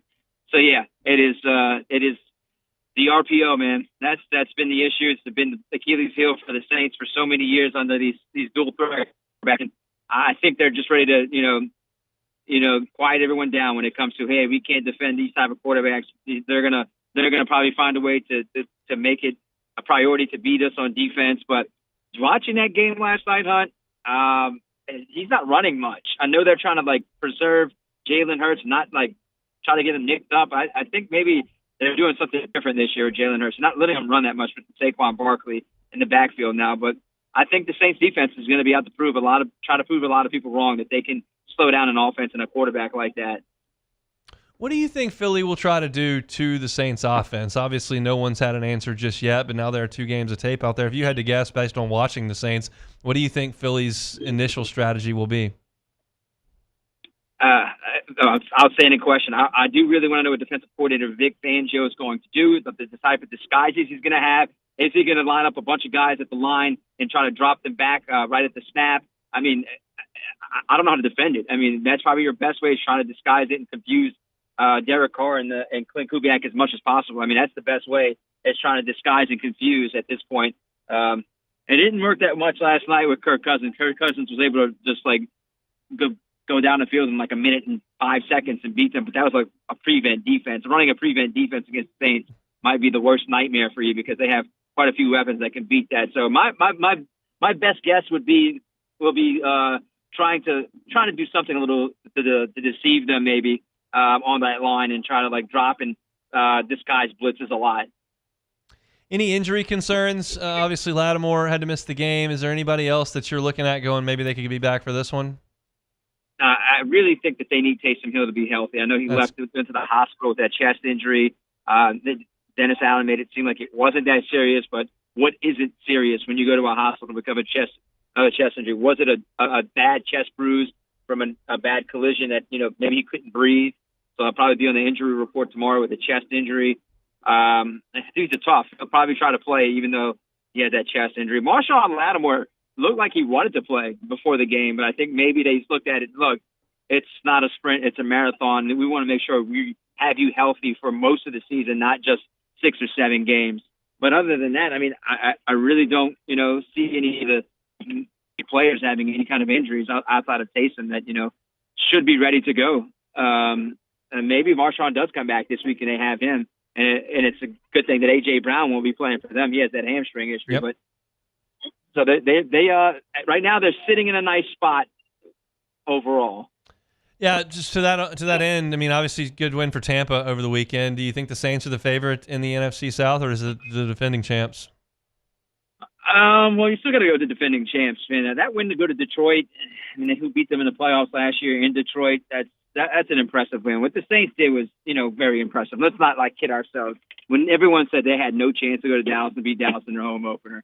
It's a close one for me, man, between those two teams. One of those two teams are going to be up there. I'm not even counting the Falcons out, man, because just what Kirk Cousins can do. I mean, it feels like he's still trying to feel his way back into the game after that Achilles injury. You can kind of see he's a little hesitant, but by the time he gets to 7-8 games into the season, he could be like the old Kirk Cousins who's feeling comfortable. So what all of a sudden looked like a bad division for the last years might be actually out of that bad division talk to being one of the maybe better divisions if it continues this way for those three teams. But to me, I'm a slight edge to the Buccaneers right now because they've been there, done that already. Now, if the Saints continue like this tear, they could probably be one of the better teams in the entire NFC. So slight edge to the Bucs right now, but maybe that changes my mind over the next couple weeks or so. All we know is that it feels a lot different today than it did 2 weeks ago, and that dome's going to be a lot of fun on Sunday. Enjoy it, Sharif. We'll talk next week. Thank you, man. Anytime, man.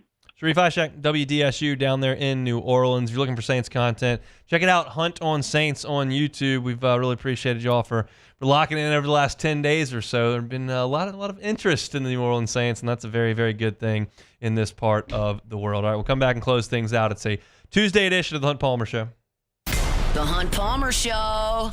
Evolve Physical Therapy. EvolvePT.com is the website. Look, Robbie Bolton and his team, 20 years physical therapy there at Evolve Physical Therapy and Sports. If you're in pain, it doesn't matter how you got to be in pain, whether it was a car accident, whether you hurt yourself playing youth sports, whether you just slept wrong, whether you were injured playing adult sports. If you're an active person and there's pain that's preventing you from being as active as you'd like to be, Evolve Physical Therapy and Sports is the place for you. It's the physical therapy clinic in town. They've got the isokinetic testing so they can test your strength as you recover and recuperate. They've got the dry needling, the cupping. They've got all the scraping, all that you need done. And it's going to be very, very hands-on with your physical therapist. It's not going to be one of those deals you walk in, okay, here's the exercises on the wall, just do a few of those, we'll come back and check on you in 45 minutes. No, you're going to have somebody hands-on with you the entire time that you're there to visit. That's what they promise you at Evolve Physical Therapy and Sports. Robbie Bolton is awesome. He's had multiple LSU and professional athletes that have worked with him, try to get their body back in shape to go work on the professional level. Not have to be you. If you're just 7 years old and trying to get back on the golf course, or youth athlete, 10 years old trying to get back out there on the football field, Robbie Bolton can help you. It's Evolve Physical Therapy and Sports. Check them out. They're on Starring near Highland Road and online at evolvept.com. When it comes to ending cancer, we push forward, always working together for you. That's why our cancer experts at Ochsner have clinically integrated with MD Anderson Cancer Center. This means advanced cancer care, including access to life-saving clinical trials and integrating care to treat the whole you. Introducing Ochsner MD Anderson Cancer Center. Long live you.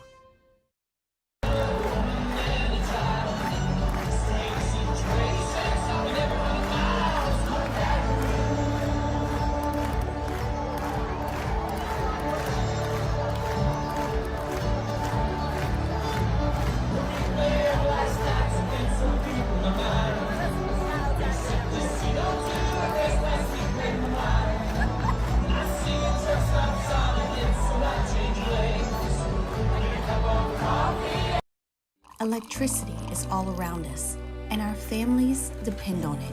Every day is sparked by the power of a cold drink or a warm meal, a movie night, and a comforting light at the end of a dark hallway.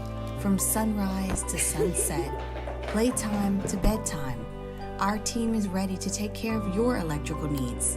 Even in the case of an after-hours emergency, the light in your life shines brighter with Mr. Electric. Hey, it's Matt Moscona. For years, you've heard me tell you about Insurance Network of Louisiana, helping you find better coverage for less money. But it's not just for your home and auto. They also offer commercial property. So, retail stores, professional offices like doctors, dentists, attorneys, clothing boutiques. Insurance Network of Louisiana can find you better coverage for less money. They service the entire state of Louisiana, and they're local. So call today at 293-0450 or lainsurance.net. There it is, the extra mile, on the border of expected and extraordinary, for those willing to go further, like vans customized for work or play, with safety and tech to keep you connected, supported by a 5-star sales, service, and finance team, and backed by the 1-star you know. So go the extra mile. It's never crowded, because so few have what it takes to go there. Mercedes-Benz Vans. Jerry and Benny Payne began Central Plumbing Company out of their driveway in Tanglewood Subdivision.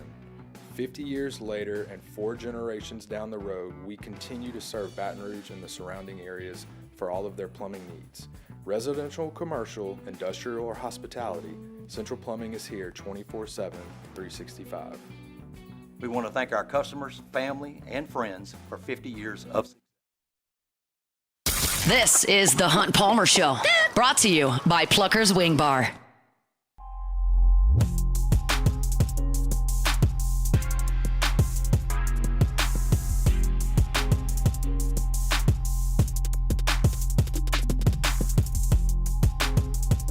.104.5 ESPN Baton Rouge and Shell are excited to celebrate the 100th anniversary of Tiger Stadium with our Draw to 100 sweepstakes. We're giving you the opportunity to join the VIP-style celebrations on October 12th for the Ole Miss game. Sign up today at 1045ESPN.com. We'll live stream the drawing on October 10th, and the 100th name draw will win Stadium Club seats, sideline passes, and autographed memorabilia. It's the Draw to 100 sweepstakes presented by Shell, the rhythm of Louisiana.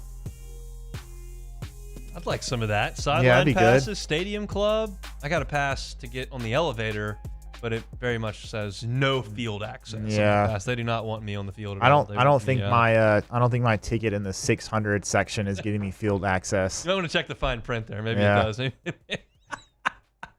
I don't think that's going to work out for you though. No, probably not. My pass will get me on the elevator to go up into the studio. That's about all I can do. I heard a cool story about was it? I think now I know you don't know Zach Bryan very much. He's a new country guy. I know. You know him a little bit, Something but not in the too orange. much. Yeah. But anyways, I heard a cool story where his dad goes to all his concerts and he'll go up in the super high cheap seats and find people who obviously bought tickets to sit up there, and he'll very them down to the lower section. very Pretty cool nice. story. Maybe LSU should do that. Very That'd be pretty good. You want to start audition Pretty for good that PR. job? Yeah, I'll take the first gig for it if they need somebody. Let's play take it or leave it.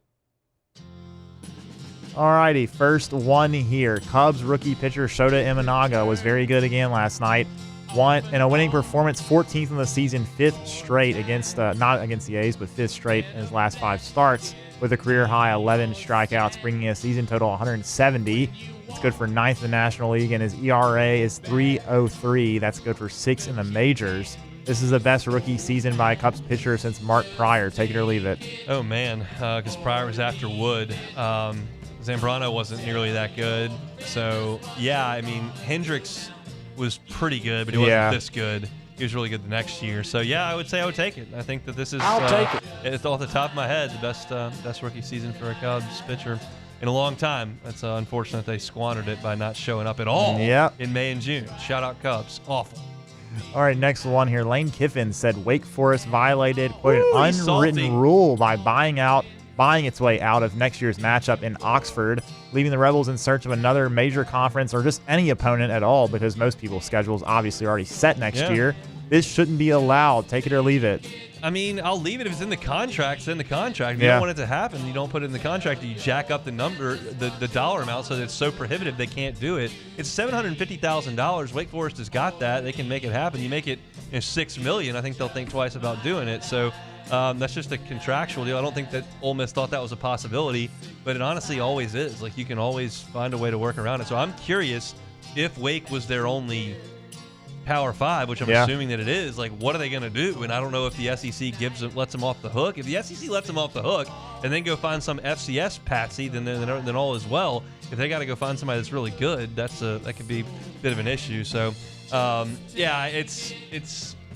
I don't love the move by Wake Forest, but if you're going to put the language in the contract and they want to exercise that clause in the contract, I don't know what else you're going to do about it. Yeah, and honestly, I wouldn't be too shocked if we see this again, just because of the way the scheduling is working out, the 12-team playoff, and all these teams are going to be putting themselves at a disadvantage if they schedule a team that good, and so you don't necessarily have to. So man, that's a I guess tough one. when Wake put this in place, Kiffin wasn't quite there yet. Probably and they were not. Awful, and Wake Yeah. said, we go down to Oxford and they have a chance to win. And they're looking at they're ranked what now? They're ranked 5th. Oh, well, I think we're good here. We're gonna hang out in Winston-Salem. We'll pay whoever to come up here and lose by 40. So we're good. Thanks. All right, last one here. The Masters have announced that there will be expanded coverage of the 2025 tournament, additional hour of main broadcast coverage on Saturday, as well as 2 extra hours pre-broadcast will be on Paramount Plus. Take it or leave it. I'll take it. The Masters is a little light on television hours, but they do give you unbelievable access on the app and the website. Like, so if you it's have pretty that, ridiculous. it's okay. You can download the app on your smart TV, and you can watch a lot of stuff. But I know that a lot of people want to watch on TV, and the Masters is kind of relaxed. I don't know if you know this, but there was a time where they didn't show the front 9 ever. Like, really? You might see the 9th fairway. Wow. Maybe, but they first 9, by the way, Hunt. That's right. Don't forget. I apologize. The first, the first 9, the second 9. But yeah, like they didn't have that on the telecast for a long, long time. You just got to watch the back 9, the second 9, as it were. So yeah, I think this is good. I think this is fantastic for those that want to watch. I'll be watching no matter what anyway. So any additional coverage is just fine by me. Pretty much anything the Masters does. Yeah. Yeah. I'm all good with that. Fun day today. I'm excited to get out to LSU for some player interviews today. I'm going to give you my official guesses on the players that we'll get. I'm going to guess that there are 3. I'm saying for sure Braden Swinson because he was player of the week defensively. I'm going to say they throw Garrett Nussmeier in there because we had to have him for 2 weeks. Yeah. So I think those 2. And then let's see. I'm going to go with Aaron Anderson. All right, I'll write it down and we'll check back tomorrow. Those are my 3 guesses. I'll be able to check this afternoon and we'll That's report. true. We'll report back on the show tomorrow. But excited to get out there for interviews today. Open the show talking about Brian Kelly's sound from yesterday about not understanding not knowing the 11 guys that need to be out there and having to take some time to get that done. That's okay, but you might need to make some other changes, and it starts with maybe the schedule. Got that at the top of the show. The Saints running game has been sensational for 2 weeks. Broke that down by the numbers at 115. You can catch that on YouTube at Hunt on Saints. Glenn West of Go 24/7 is with us at 1:30 talking Tigers. Tennessee is adding 10% to their season ticket prices. Is that okay if they're going to raise $6 million in a year? We'll see. I told you my thoughts at the end of the hour. Dennis Allen Sound and Shorie Shack in hour number 2. If you missed any of it, you can catch it on demand. 1045ESPN.com's on demand tab. Apple Podcasts, Spotify, Google, wherever you find your sound, you can always find us. Our Tuesday shows are brought to you by Plucker's Wing Bar. That's where I'll be tonight, 8:30 Nicholson location. Grab a team and come on out and enjoy it. If you don't do that, well, then we'll see you here same time, same place. It's the Hunt Palmer Show.